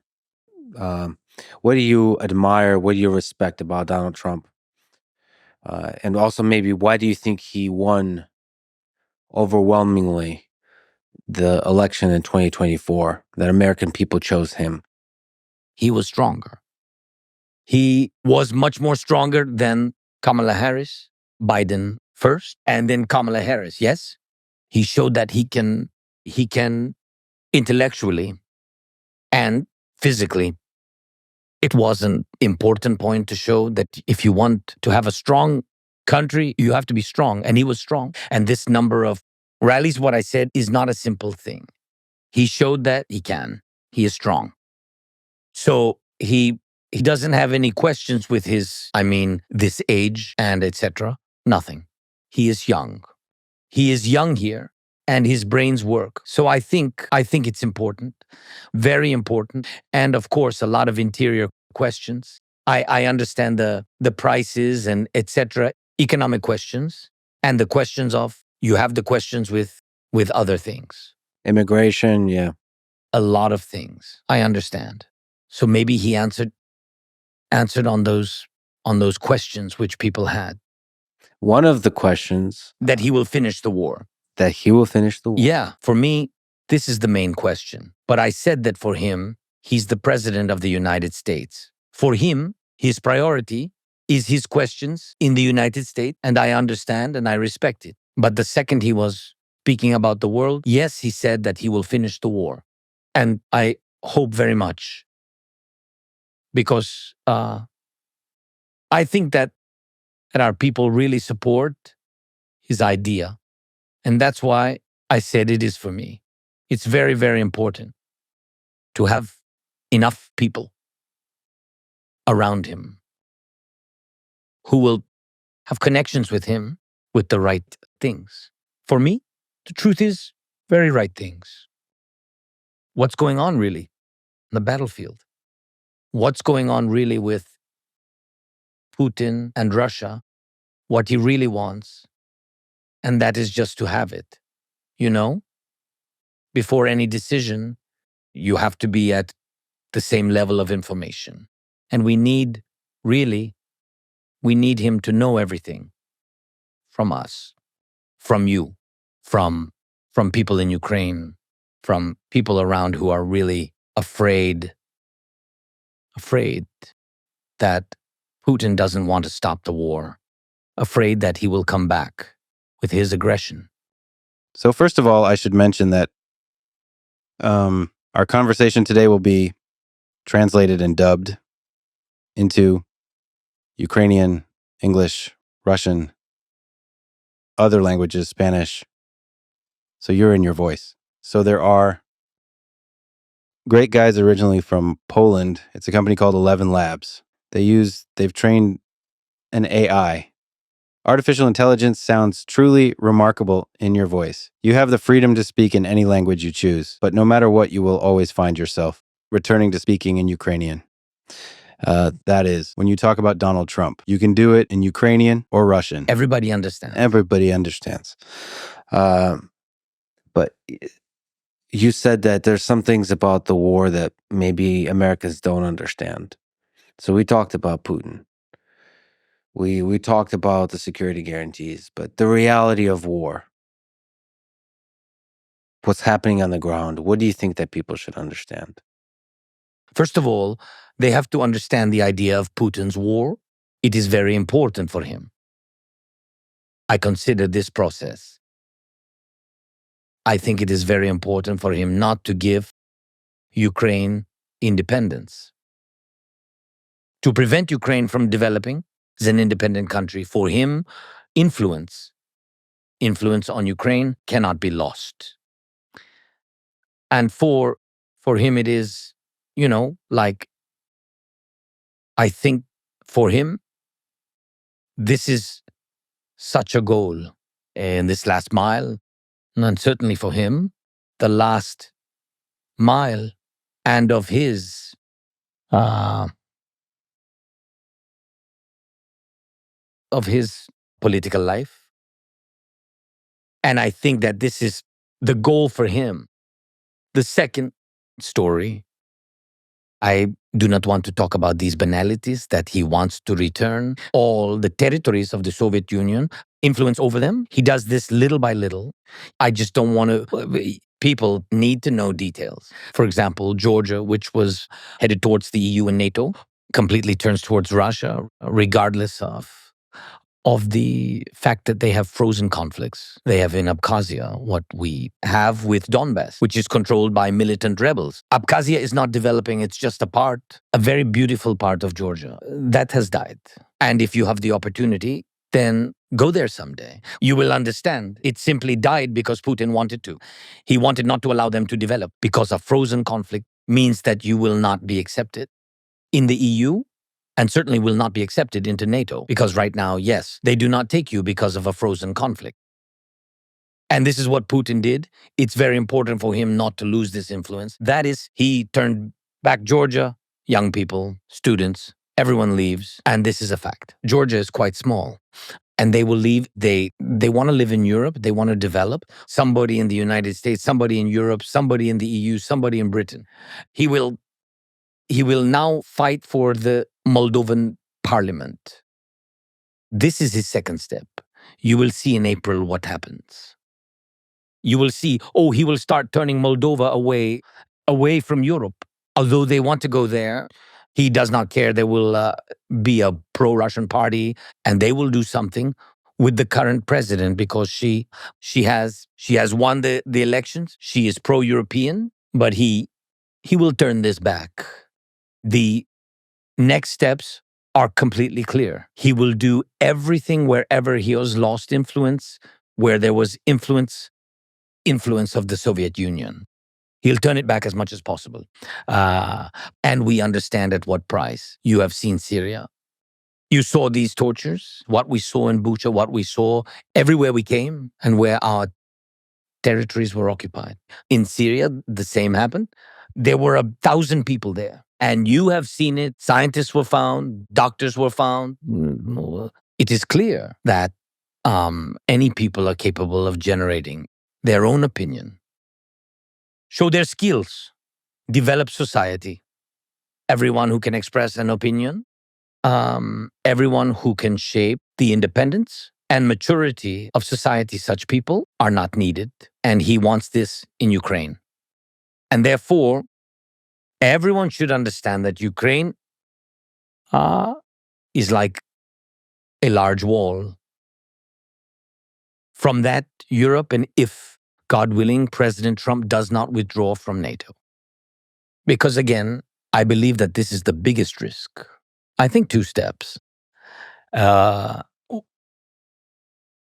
Two steps that Putin would like to see is a weak NATO. And this without Trump, and a weak Ukraine, which cannot survive on the battlefield, simply cannot survive, and prevent me from building a strong relationship with Trump. I think these two steps, leaving NATO and Ukraine's weakness, will lead to a large-scale war, which Putin will wage on all the territories of that Europe, post-Soviet Europe. I mean, Soviet Europe, not post-Soviet, but post-World War II period. That is Soviet Europe, Soviet-era Europe, in order to completely control everything there. This is what he will do. And besides this will happen in any case. Even if the US is thinking about leaving NATO, this war will affect the United States, because North Korea is the first sign. North Korean skills, North Korean knowledge which they are now gaining from this war.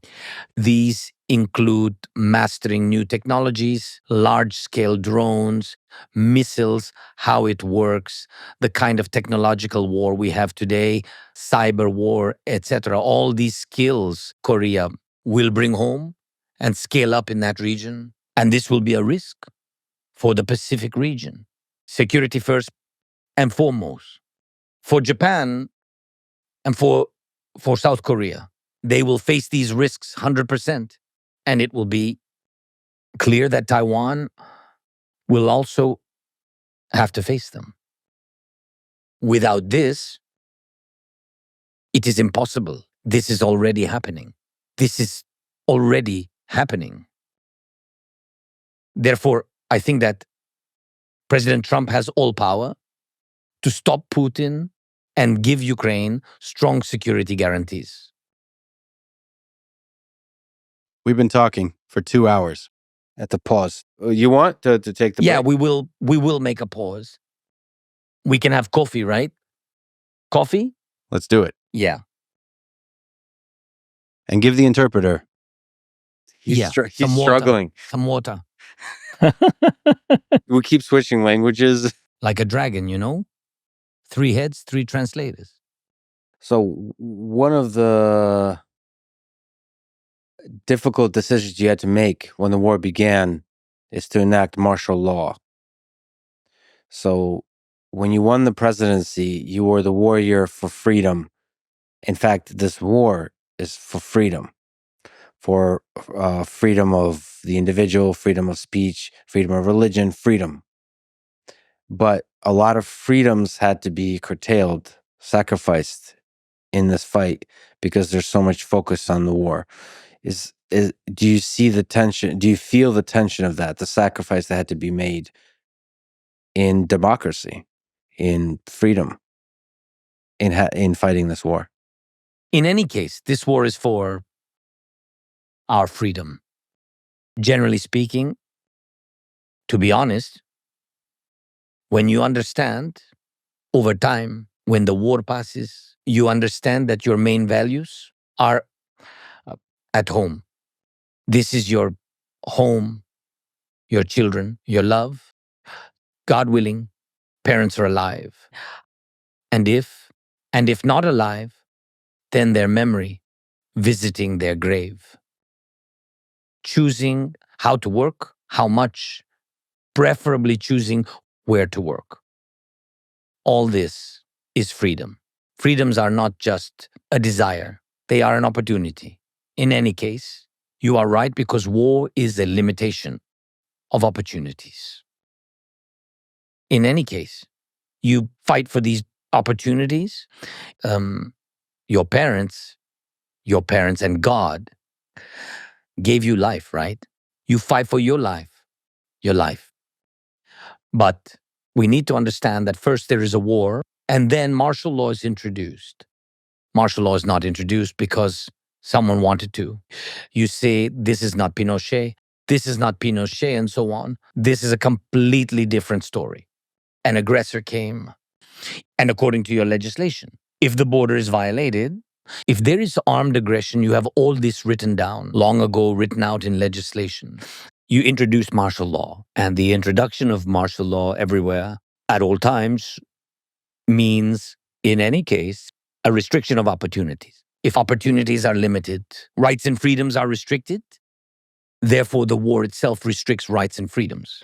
Yes, and you can't do anything about it. We try honestly to balance as much as possible. I believe that the business sector works despite the difficulties of the war, and we do everything somewhere, there somewhere to reduce some load. Unfortunately, we cannot reduce taxes.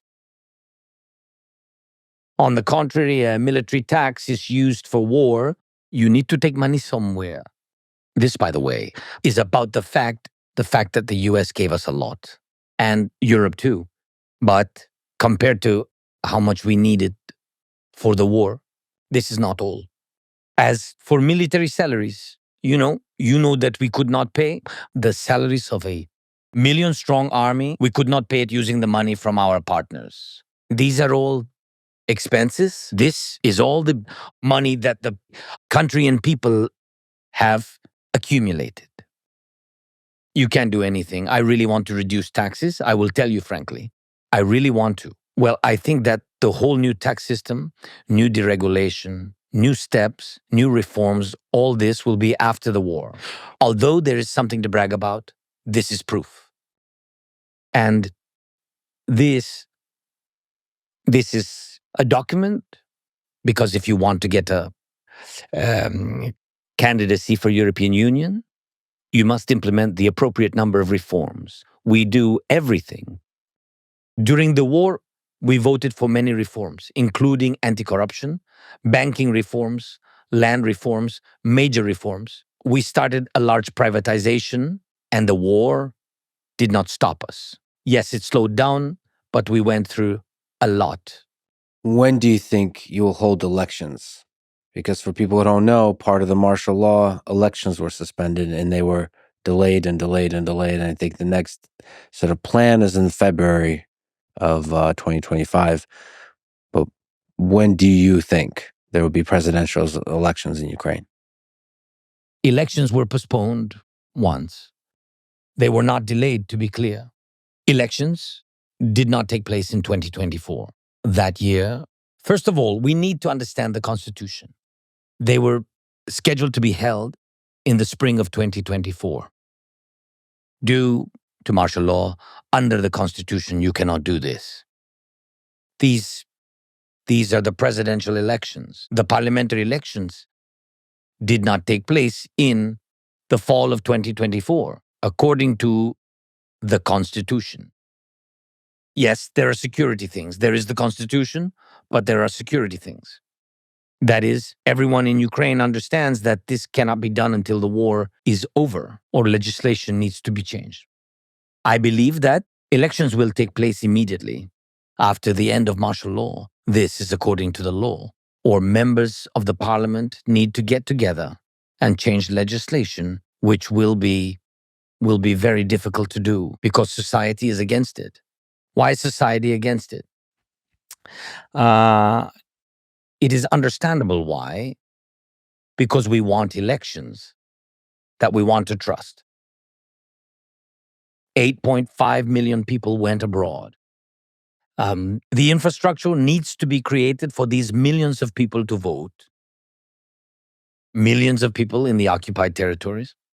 I'm not even talking about the occupation of 2014. I'm talking about the occupation right now. What to do with these people? This is a difficult question. And one of the most unfair ones is how to vote without having 1 million soldiers. That is, it is impossible. We need to think about how to change the system if the elections are held in times of war, change the legislation, which should include changes to the voting system. To think about online voting. Everyone is afraid because of certain attacks, like cyber attacks, and so on. But we need to think about it. I really think that it's possible that we can end the war in 2025. In January. Oh, We've already agreed on it. I would very much like to. I would very much like to. After the war? And immediately. Yes, immediately. In the year of the end of the war. It's a fact. Why? Because when martial law ends, you can immediately vote in parliament to hold elections. And then everyone will vote because there are no restrictive measures. And after they vote, I think elections can be held in 90 days, something like that. Yes. And this means that immediately after the end of the war, elections may take place in 90 days. Are you running for re-election? Even I don't know, really. I don't know. It is a very difficult question. It depends on how this war will finish. It depends on what people will want. Mostly, it depends on people. First of all, and of course, my family. We had no time to speak about it with my family, and of course didn't have a chance because we don't think about it now. I mean, it's something, there are a lot of some, not a lot of, but enough voices in Ukraine from politicians, opposition, and etc. about this. So I guess, but we don't think really seriously. Didn't think seriously with my family about it. So this is war. I mean, how to think about what will be after? It's very difficult, really very difficult.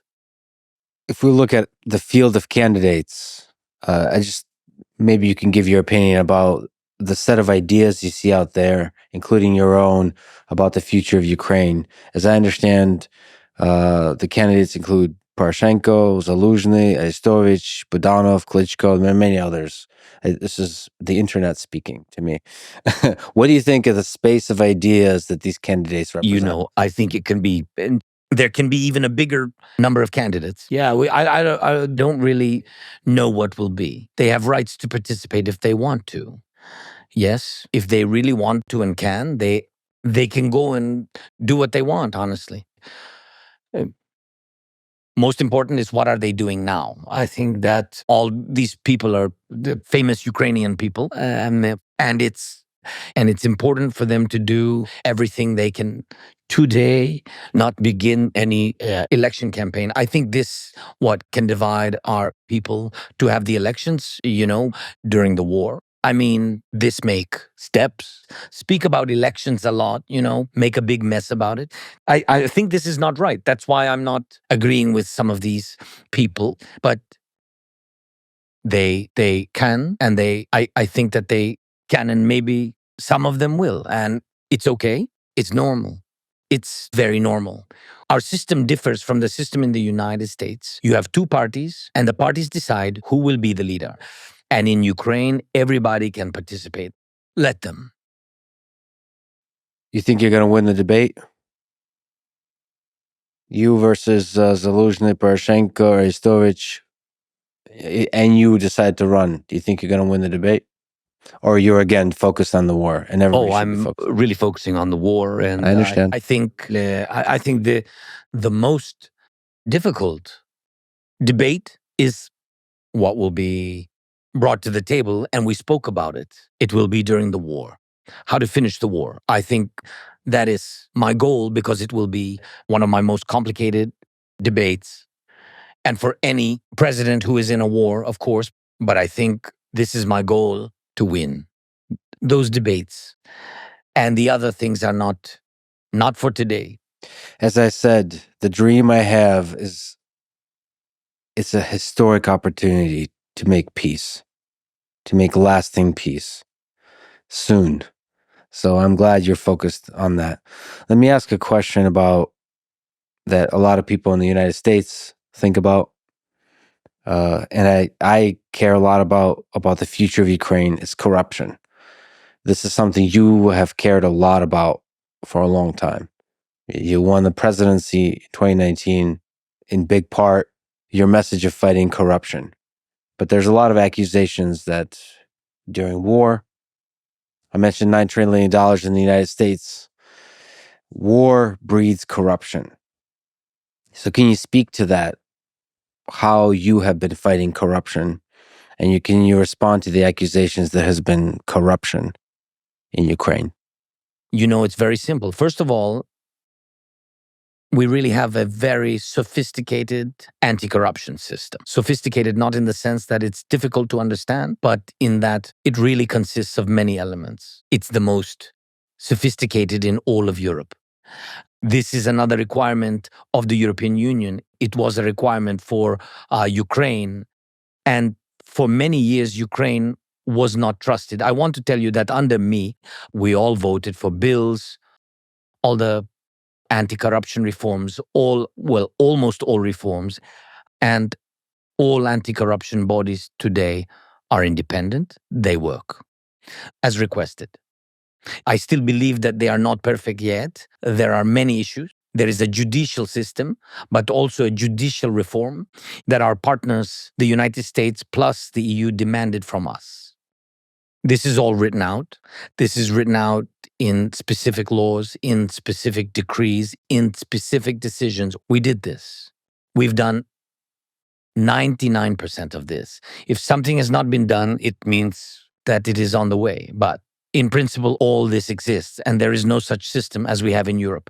To say that we do not have corruption would be lying. We just talk about it openly. We are genuinely fighting against it. Look, we have sitting in our prison Ihor Kolomoisky, who is the most influential Ukrainian oligarch since independence. And no one could do anything about him. The United States of America wanted to have Kolomoisky, and they went to great lengths because of money laundering, etc. There are criminal cases in the United States, I think in Delaware, something like that. Neither Europe could do anything about it. That is, we did a lot with oligarchs. Russian oligarchs, sanctions were imposed.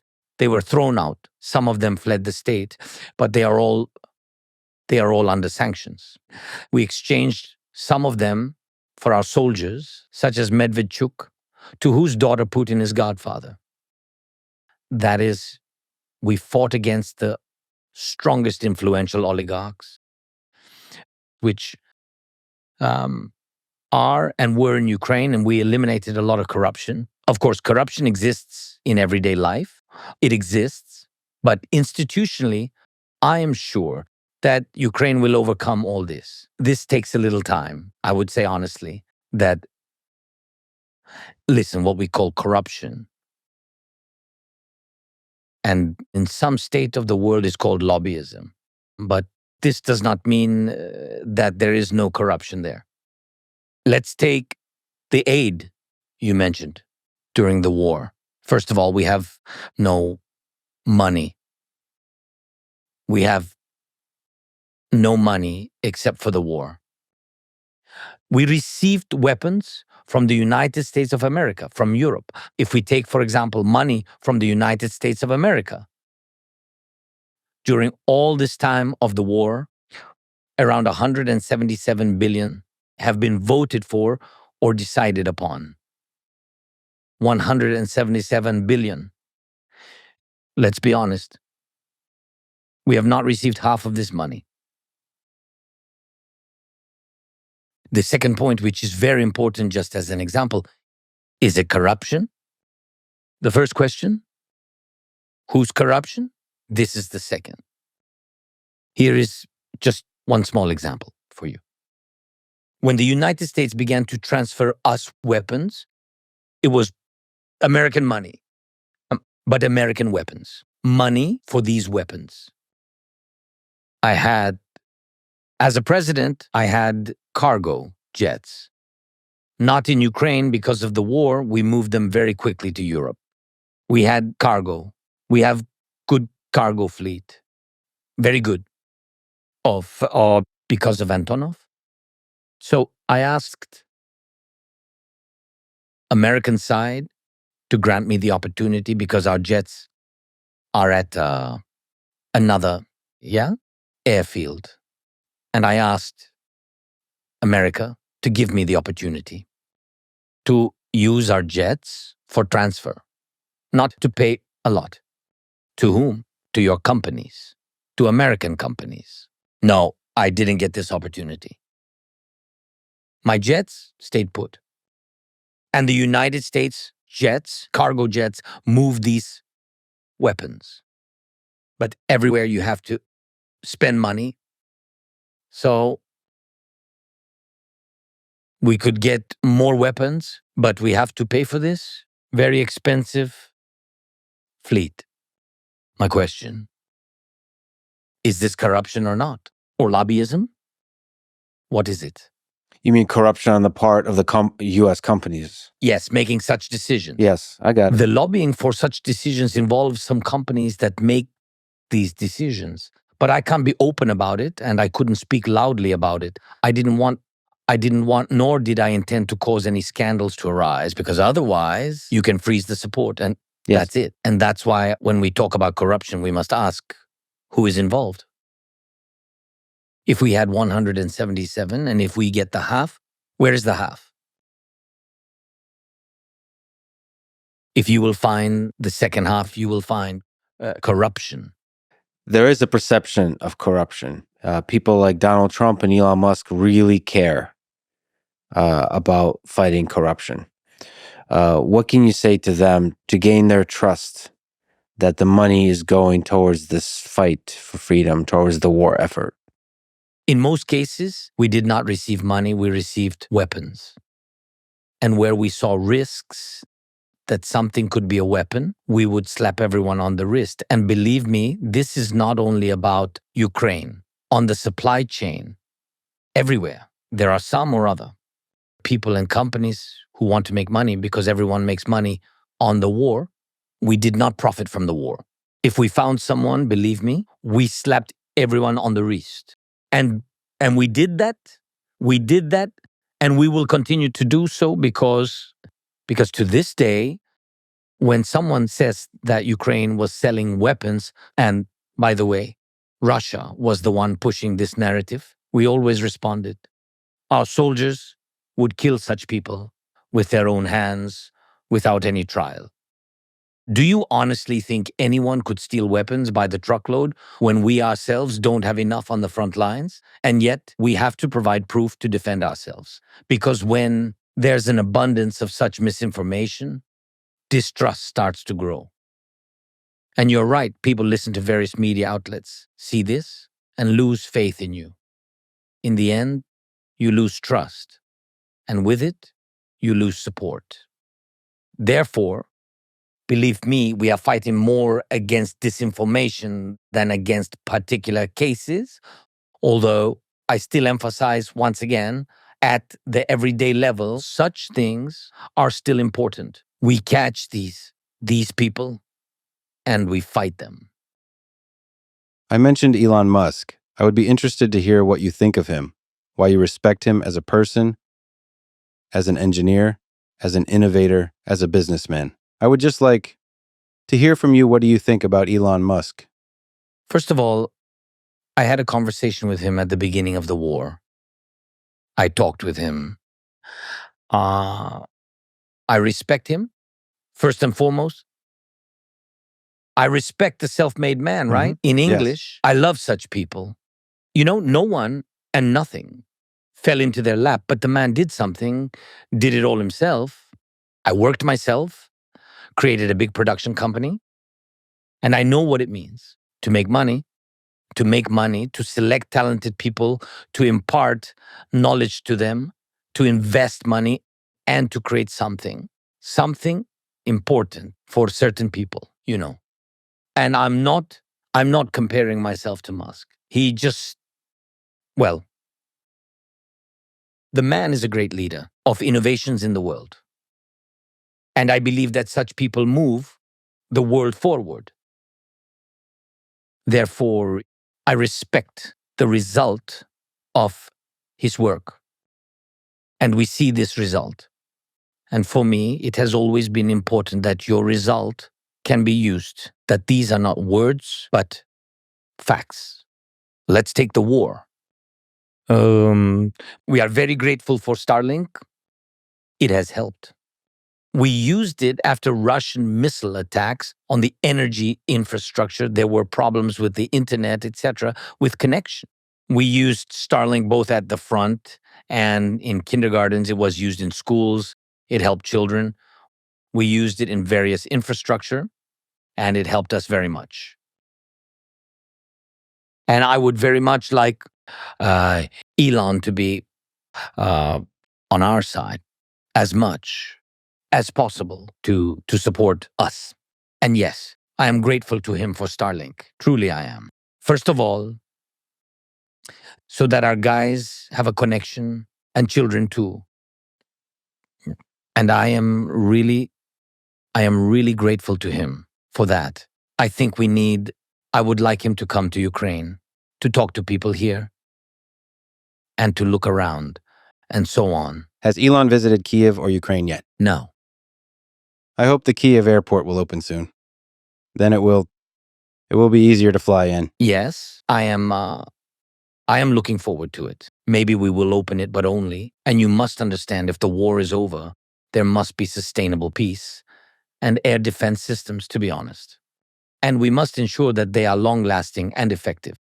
Let's take the airport, for example, and let's focus on the airport in Rzeszów, which you know very well as it is handling important cargo for Ukraine in Poland. And there are Patriot systems there because everyone understands what the risk is. Well, Russia is a risk, and therefore we need air defense systems. And today take, for example, the air defense system of one city or another that is being shelled and move it to the airport. Well, that would be dishonest. People are more important than planes. But there will be a moment, and Trump, by the way, I think that the war will end, and President Trump may be the first leader to travel here by airplane. I think it would be symbolic by airplane. Again, January 25th, around that date, right? Flying in, meeting the Air Force One. That would be cool. Elon Musk. I will meet you there for the second time, too, on the plane. With pleasure. And you, by the way, before I forget, let me ask, are you coming on January 20th for President Trump's inauguration? I would like to, of course. I will be considering what is happening then in the war, because there are moments of difficulties, escalation, many missiles, etc. But honestly, well, I can't. I can't come, especially during the war, unless President Trump invites me personally. I'm not sure it's proper to come because I know that in general leaders are, for some reason, not usually invited to the inauguration of presidents of the United States of America. Well, and I know that there are leaders who can simply come, want to come, and will come. Yeah, I know. And I know the temperament of some of these people. They can come at their discretion. This is very, very difficult for me. I am the kind of person that cannot come without an invitation. This is Putin. We did not invite him. He came to us, so to say. And me? I can't do that. No, but didn't he publicly say that? It would be great if you came to the inauguration. Or you mean, did he invite it officially? No, wait, look. Listen, I am against any bureaucracy. I get rid of it as much as I can. But, well, there are some complexities involving security. I decide and I fly. And the United States of America officially provides security. Not that I need this, mind you. I do not ask for helicopters to fly around and protect me, but they will simply do it themselves, the security service itself. They had to do it. I don't want it. And sometimes I don't need it. And I'm asking them. It was, for example, before the war. I think, yes, it was before the war. I had a meeting, yes, with President Trump. It was in 2019. I just wanted to go for a run early in the morning because I really wanted to exercise. And those tall bodyguards, a lot of them, they decided to join me, but I couldn't really do it because they were in suits and I was in sportswear. I said, no, I can't. It's always funny. I don't want to, I don't want to disturb anybody and cause anyone problems with me. And that's why if he will invite me, I will come. I thought he invited you. Yeah? Yeah, I thought he publicly invited you. But okay, I hope to see you there. I think they had to do some of their steps. I don't know, but step. Yeah. The stamp was missing. Yeah, but with pleasure with my wife, of course. And I think it's important. It's important. All right, let's get back to a serious question. Sometimes they say it in America, this question of who is really in power. So let me ask, is someone controlling you? For example, oligarchs, American politicians, Yermak. I wanted to bring this up because I have been here in Ukraine twice since the invasion of 2022. And one of the things I've learned, is that actually nobody controls you. And this is one of your strengths as a president, as a person, that oligarchs and other rich and powerful people like that cannot control you. Can you explain why that is, how you see it? I think, and it is indeed true, that I'm generally difficult to deal with. I am an ambitious person. I can't submit to anyone. I can live by rules, by laws. I believe that this is the only thing that can control any person today. These are the rules and laws of the society or state where you live. And I believe that this is the most important thing. There's no person who could control me. As I once told President Trump, when we had a meeting, by the way, journalists asked if Trump influenced me during the phone call. I told the journalist the truth then. Who can influence me? Only my boy, my son. This is a fact. When he calls asking for something, well, then I lift up my arms. Yes, and I cannot do anything about it because children are children. I have so little time with them. And therefore, when there are these moments, they are precious and important to me. I am ready to do anything. Also, probably my parents, they are an authority for me. Beyond that, I view it more as a system. No one can control the president. Therefore, we have oligarchs who either fled or are in prison because oligarchs usually control cash flows and people and influence politics. And we have concrete examples with sentences. They are not just under house arrest. Not just that, there are some judgments under which their assets were frozen or sanctions were imposed. There are specific people who are behind bars. I think this is the answer regarding the influence. Would they like to influence me in the same way as any president of Ukraine? Because finance and cash flows always influence politics? Well, at least they want to do this. This is regarding the influence. And other people on the vertical, they perform tasks as my managers. Andriy, you mentioned, is one of those managers. Well, I am glad that I have such people. Well, probably there is nothing else to add here. I will just say that your team that I spoke with is an excellent team, excellent people. Thank you. Okay, one last question. The future of Ukraine. If you look 5, 10, 20 years into the future, what can help Ukraine flourish economically, culturally, politically in the future? Digital, it's very important. Digitalization of all the process. We began this work. We have special Ministry of Digital Transformation. Oh, yeah. Yeah. So this is very good. And we also have our DIA. This is the name for all of these services. Yeah. So I think that is the most important. This is, again, this is not only convenient, that will cancel any possibilities for future corruption because you don't have any, you don't have any personal connections with people in the government or elsewhere. So you're just on your phone or any other device. That's it. And I think we are doing very well. We are the best in Europe. All of Europe recognizes it. Some countries of the African Union asked us to provide the same service, and we will do it after the war immediately. And I think that we can bring money to Ukraine from this. And I think what we also need, we need a tax reform. I think it will be very important for the businesses to return. A lot of support will come, I think, from USA business investment, not as direct aid to us, just to the private sector and resources. And I mentioned this to President Trump and to some European leaders who are our key strategic partners, that we'll be happy, especially with the Americans, we'll be happy to sign these contracts and engage in joint investments in many areas.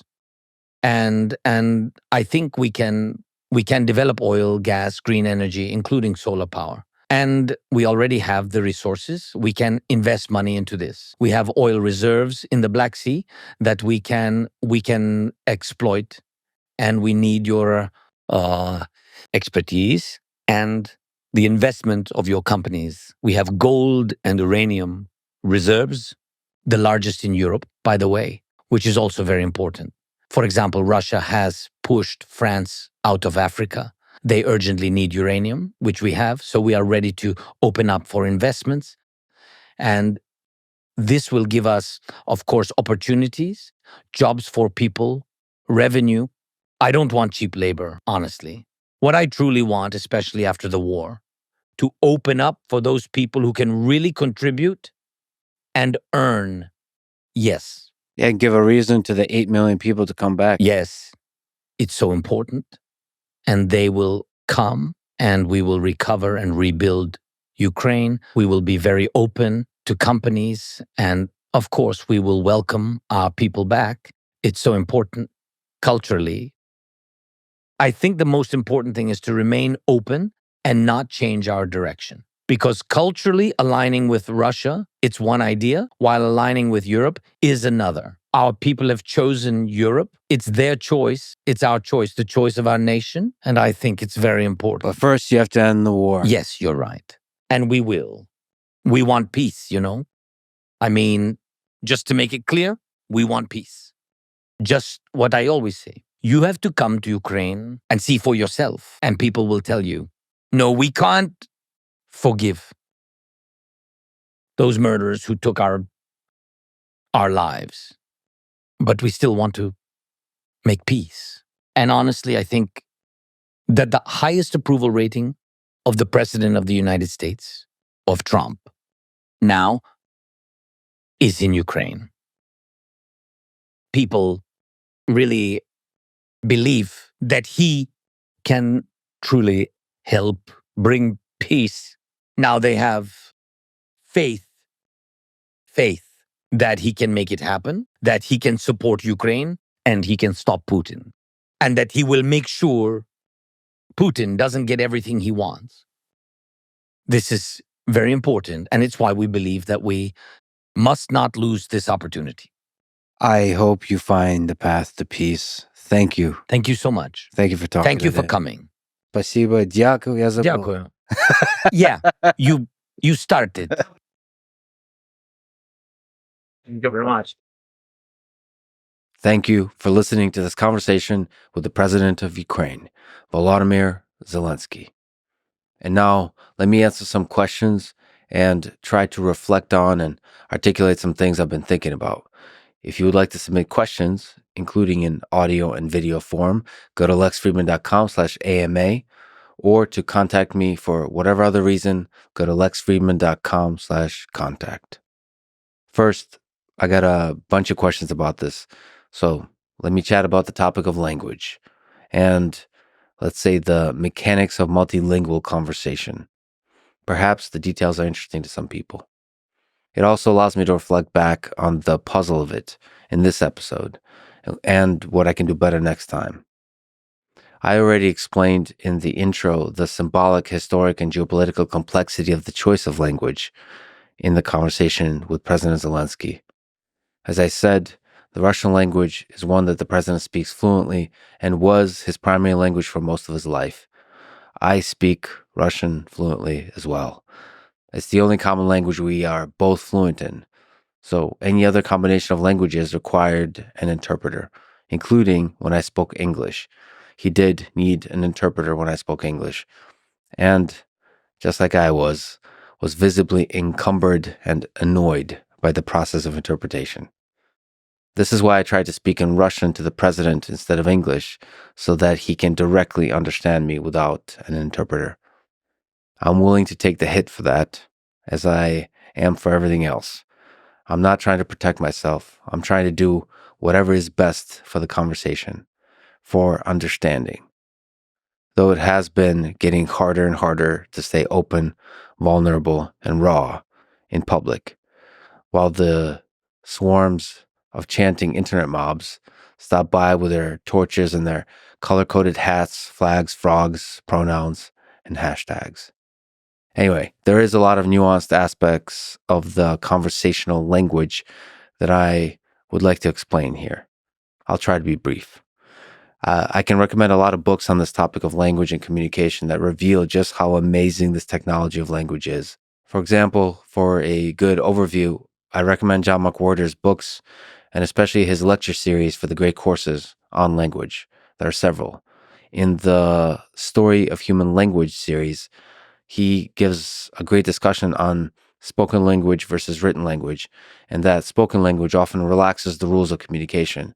It uses shorter packets of words, loads in a bunch of subtle cues and meanings, all of which, like I'm trying to describe, are lost when there's an interpreter in the loop. Let me also describe some relevant characteristics of my peculiar language abilities, in quotes. I was never good at speaking. I listen, think, and understand better than I speak. For me, this is true for both English and Russian, but it is especially true for Russian. The Russian language allows for much more room for wit, non-standard turns of phrase, metaphors, humor, rhyme, musicality, and, let's say, deforming of words that create a lot of room for creativity in how meaning and emotion are conveyed. You could do the same in English, but it's harder. I actually find that Brits are sometimes very good at this. Like, one of my favorite humans to talk to is Douglas Murray. Setting the content of the conversation aside, the sheer linguistic brilliance and wit of dialogue with Douglas is a journey in itself. I think Christopher Hitchens had the same, and many others. Like I said, especially Brits. Anyway, I'm able to detect and understand a lot of dynamism and humor in the Russian language, but I'm slow to generate it, in part because I just don't practice. I have very few Russian-speaking friends. Funny enough, most of them are Ukrainian, but they speak with me and each other in Russian. But of course, as I mentioned, this is slowly changing due to the war. But I tried to speak to the president in Russian so he would avoid needing an interpreter as much as possible. One of the things I want to improve for next time is to make sure I get very good equipment for interpretation and arrange for an interpreter I trust to be exceptionally good for the dynamism and the endurance of a 3-hour conversation in the style that I tried to do. Just to give you some behind the scenes details of the experience. So equipment wise, funny enough, it's not actually so trivial to set up wireless connections from us, the two people talking, to the interpreter, and then back to us in a way that's super robust and has clean audio. The audio I had in my ear from the interpreter had a loud background noise. So the whole time I'm hearing a shh sound with the voice of the interpreter coming in very quietly. What a wonderful experience this whole life is, frankly. Plus, his translation was often incomplete, at least for me, so I had to put together those puzzle pieces continuously. But again, it worked out, and hopefully our constant switching of languages and having a meta discussion about language provided good insights as to the complexity of this fight for a nation's identity and sovereignty that Ukraine is going through. Behind the scenes, off mic, on a personal level, President Zelenskyy was funny, thoughtful, and just a kind-hearted person. And really, the whole team were just great people. It was an experience I'll never forget. After the conversation was recorded, the next challenge was to translate all of this and overdub it and do it super quickly. Like, these words I'm speaking now have to be translated and dubbed into Ukrainian and Russian. 11 Labs were really helpful here, especially in bringing the president's voice to life in different languages. But even more than that, they're just an amazing team who inspired me and everyone involved. Please go support 11 Labs. They are a great company and great people. The translation is separate from the text-to-speech and was done in part by AI and a lot by human. This is where the fact that we had constant switching between 3 languages was a real challenge. So there are 6 transition mappings that have to be done. English to Ukrainian and Russian, Ukrainian to English and Russian, and then Russian to English and Ukrainian. Continuously, sentence by sentence, sometimes word by word.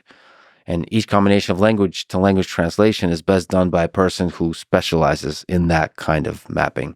So it was all a beautiful mess, all of it. And on top of all of that, great translation is super hard. For example, I've read and listened to a lot of Dostoevsky in both English and Russian and studied the process of how these books are translated by various translators. You can spend a week discussing how to translate a single important sentence well. Obviously, in this situation, we don't have weeks. We have hours for the whole thing. One of the things I regret is not putting enough time into the hiring and selecting great translators from Russian and Ukrainian to English, especially. I think translation is an art. And so getting a good translator that works well with us is a process that needs more time and effort. I'll be doing that more this month. By the way, we have a small but amazing team. If you want to join us, go to lexfridman.com/hiring. If you're passionate, work hard, and everyone on the team loves working with you, then we'll do some epic stuff together. Would love to work with you. Like I said about 11 Labs, there are a few things as awesome in life as being able to work hard with an amazing team towards a mission all of us are passionate about. Anyway, I'll probably be doing a few more interviews in the Russian language.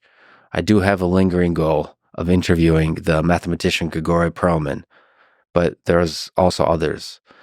I will also work on improving my whole pipeline, both equipment-wise and interpreter-wise, in doing these conversations in other languages, because there are many that I would like to do in languages I don't speak at all, like Chinese, Mandarin, or Spanish, Arabic, Hindi, Portuguese, French, German.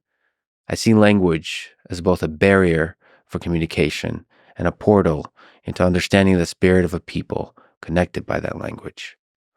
It's all a weird and beautiful puzzle, and I'm just excited to get the chance to explore it.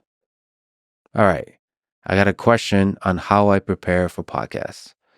So this has evolved and expanded more and more over time. There are some podcasts that I prepare hundreds of hours for. In AI terms, let's say, first, I'm training a solid background model by consuming as much variety on the topic as possible. A lot of this comes down to picking high signal sources, whether it's blogs, books, podcasts, YouTube videos, X accounts, and so on. For this conversation with President Zelenskyy, for example, since February 2022, I've spoken with hundreds of people on the ground. I've read Kindle or audiobook about 10 books fully, and then I skimmed about 20 more. And I don't mean books about Zelenskyy, although he does appear in some of them. I mean books where this conversation was fully in the back of my mind as I'm reading the book. So, for example, I read Red Famine by Anna Applebaum. It's about Holodomor. Does it directly relate to Zelenskyy? Not on the surface, no, but it sort of continues to weave the fabric of my understanding of a people, of a history of the region. But it's really important for me to read books from various perspectives. And I'm always trying to calculate the bias under which the author operates and adjusting for that in my brain as I integrate the information. For example, Anne Applebaum's book, Gulag, is very different from Alexander Solzhenitsyn's Gulag Archipelago. The former is a rigorous, comprehensive historical account. The latter is a literary, psychological, and personal portrait of Soviet society. Both, I think, are extremely valuable. On the bias front, for example, The Rise and Fall of the Third Reich by William Shirer is a good example.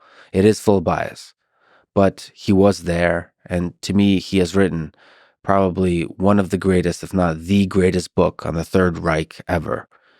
But like I said, it has a lot of inaccuracies and biases. You can read about them online if you like. But my job in this case and in all cases is to adjust based on my understanding of the author's biases and take the wisdom from the text where it could be found and putting the inaccuracies aside into the proverbial dustbins of history. So as I'm writing down my thoughts as they come up, always digging for some deeper insight about human nature. If I'm at my computer, I'll write it down in Google Doc, sometimes use Notion or Obsidian. If I'm not on my computer, I'll use Google Keep. So, for example, if I'm listening to an audiobook and I'm running along the river, if a good idea comes to mind, I'll stop, think for a few seconds, and then do speech to text note in Google Keep. By the way, listening to audiobook at 1x speed. Old school. And eventually I get a gigantic pile of thoughts and notes that I look over to refresh my memory. But for the most part, I just throw them out. It's a background model building process. By the way, LLMs are increasingly becoming useful here for organization purposes, but have not yet been useful, at least for me. And I do try a lot for insight extraction or insight generation purposes. I should mention that my memory for specific facts, names, dates, quotes is terrible. What I remember well is high-level ideas. That's just how my brain works, for better or for worse. I realize that sometimes forgetting all of the details and the words needed to express them makes me sound simplistic and even unprepared. I'm not. But that's life. We have to accept our flaws and roll with them. Aside from books, I also listen to a lot of podcasts and YouTube videos where people are talking about the topic. So for the President Zelenskyy episode, I listened probably to hundreds of hours of content from his supporters and from his critics from all sides. Again, I choose who to listen to based not on their perspective, but based on SNR, signal to noise ratio. If I'm regularly getting insights from a person, I will continue listening to them, whether I agree or disagree. In the end, this turns out to be a lot of hours of prep, but to say that it's X hours per episode is not accurate because a lot of this preparation transfers from one guest to another, even when there's an insane level of variety in the guests. We're all humans, after all. There is a thread that connects all of it together, somehow, if you look closely enough. For more technical guests in STEM fields, I'll read papers, a lot of papers, and also technical blog posts and technical tweet threads. This is a very different process. For AI or CS related topics, I will run other people's code. I will write my own, implement stuff from scratch. If it's a software company, I'll use their tools and software if relevant. But in the actual conversation, I constantly am searching for simple but profound insights at various levels of abstraction. Sometimes this means asking a trivial question in hopes of uncovering the non-trivial, counterintuitive but fundamental idea that opens the door to a whole new way of looking at the field. And actually, every guest is their own puzzle. Like preparing for Rick Rubin was me listening to hundreds of songs he produced and even learning some on guitar, like Hurt by Johnny Cash. Preparing for the Cursor team episode meant obviously, I had to use Cursor fully for several weeks, all of its features. So I switched completely from VS Code to Cursor. For Paul Rosalie, round 2 especially, I literally went deep into the jungle with Paul and almost died, fully taking the leap toward adventure with him. When it gets close to the conversation, I'll start working on the actual interview questions and notes. And there I'm asking myself, what am I personally curious about? Like, I love podcasts. I'm a big fan of many, many podcasts. And so I ask myself, what would I want this person to explain on a podcast? And maybe what aspect of their thought process or their humanity would I want to be surfaced or have the chance to be surfaced? In the actual conversation, I always try to put my ego aside completely and do whatever it takes to have a good conversation and serve the listener. This means asking questions simply, trying to define terms and give context if needed, being open-minded, vulnerable, curious, and challenging the guest when needed. Despite the claims on the internet, I do ask a lot of challenging questions, including follow-ups, but always with empathy. I don't need to be right. I don't need to signal my moral or intellectual superiority to anyone. I try to do the opposite, actually, because I want the guest to open up, and I trust the intelligence of the listener to see for themselves if the guest is full of shit or not, to detect the flaws and the strengths of how the guest thinks or who they are deep down. A lot of times when interviewers grill the guest, it doesn't reveal much except give a dopamine hit to the echo chambers who hate the guest. As I said in the intro, I believe the line between good and evil does run through the heart of every man. The resulting conversations are sometimes a failure. Sometimes because they're too short, sometimes because the chemistry was just not working, sometimes because I fucked it up. I try to take risks, give it everything I got, and enjoy the roller coaster of it all, no matter what. And as I said, I trust the listener to put it all together. And I trust the critic to tear it apart. And I love you all for it.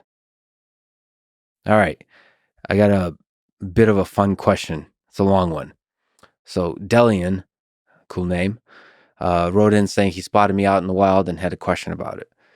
He wrote, I saw Lex working at the Detroit airport between flights. I hesitated and ultimately decided not to interrupt since he was in focus mode. True. Lex had his headphones earbuds on, listening to brown noise.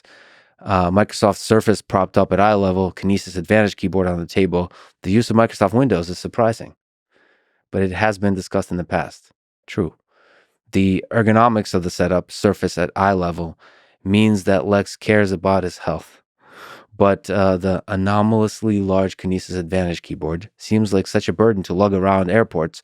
I cannot help but ask, why is it that Lex is going through the hassle to bring this absolutely large keyboard with him as carry-on? It barely fits in a backpack. Carrying it around must be necessary for Lex for some reason. I love the puzzle of this, that you're trying to think through this. The pain of lugging this tool around must be much smaller than the problem it solves for him, ? What problem does this keyboard solve? What makes it necessary at the airport? Productivity, health, RSI? Good questions. Thank you, Delia. Great question. It made me smile, so I thought I'd answer. I remember that day. There was something else about that day aside from the keyboard that I miss. So I am filled with a melancholy feeling that is appropriate for the holiday season. So let me try to set the melancholy feeling aside, answer a question about my computer setup when I'm traveling. So whether I'm going to SF, Boston, Austin, London, or the front in Ukraine, I am always bringing the Kinesis keyboard. I don't have RSI or any other health issues of that kind that I'm aware of, even though I've been programming, playing guitar, doing all kinds of combat sports my whole life, all of which put my hands and fingers in a lot of precarious positions and situations. For that reason, and in general, ergonomics have never been a big concern for me. I can work on a crappy chair and table, sleep on the floor. It's all great. I'm happy with all of it. So why Kinesis, which by the way is right here?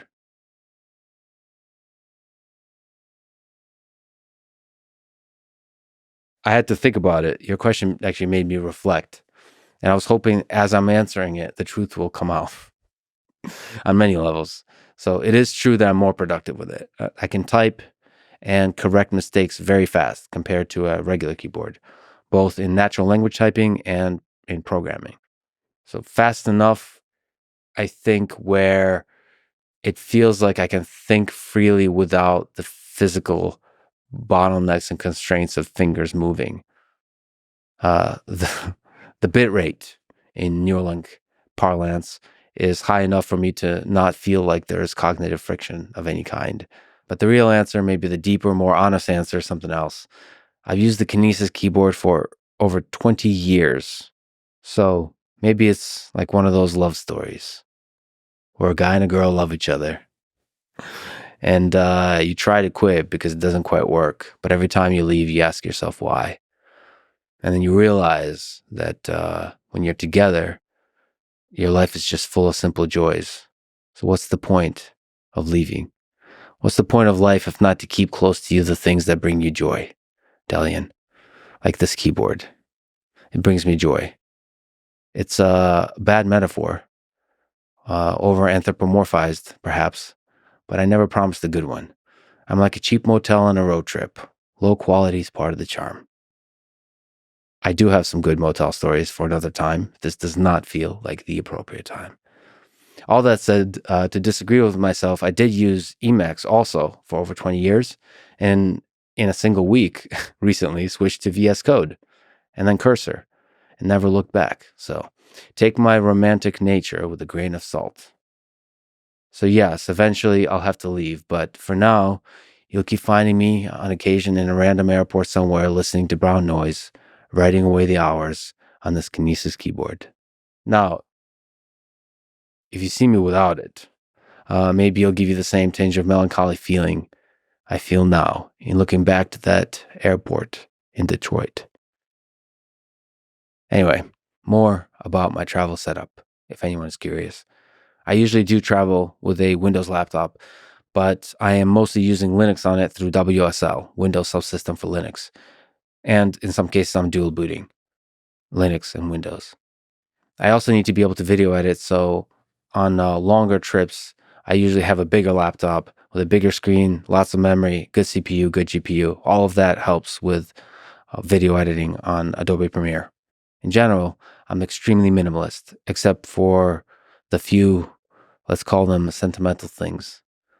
Like all my podcast recording equipment fits into a small suitcase. I try to keep it as simple as possible. Thank you for the question, and see you at the next airport. All right, I think it's time to bring things to a close. I'd like to give a big thanks to you for giving me your time and your support over the years. It means the world. If you want to get in touch with me, go to lexfridman.com/contact. There you can give feedback, ask questions, request guests for the podcast, or submit the Coffee with Lex form if you just want to chat with me over a cup of coffee. I'll be traveling across the world a bunch this year, from Europe to South America and more, so it would be cool to do some small meetups and meet some interesting people. This has been a journey of a lifetime. Thank you for everything. On to the next adventure. I love you all.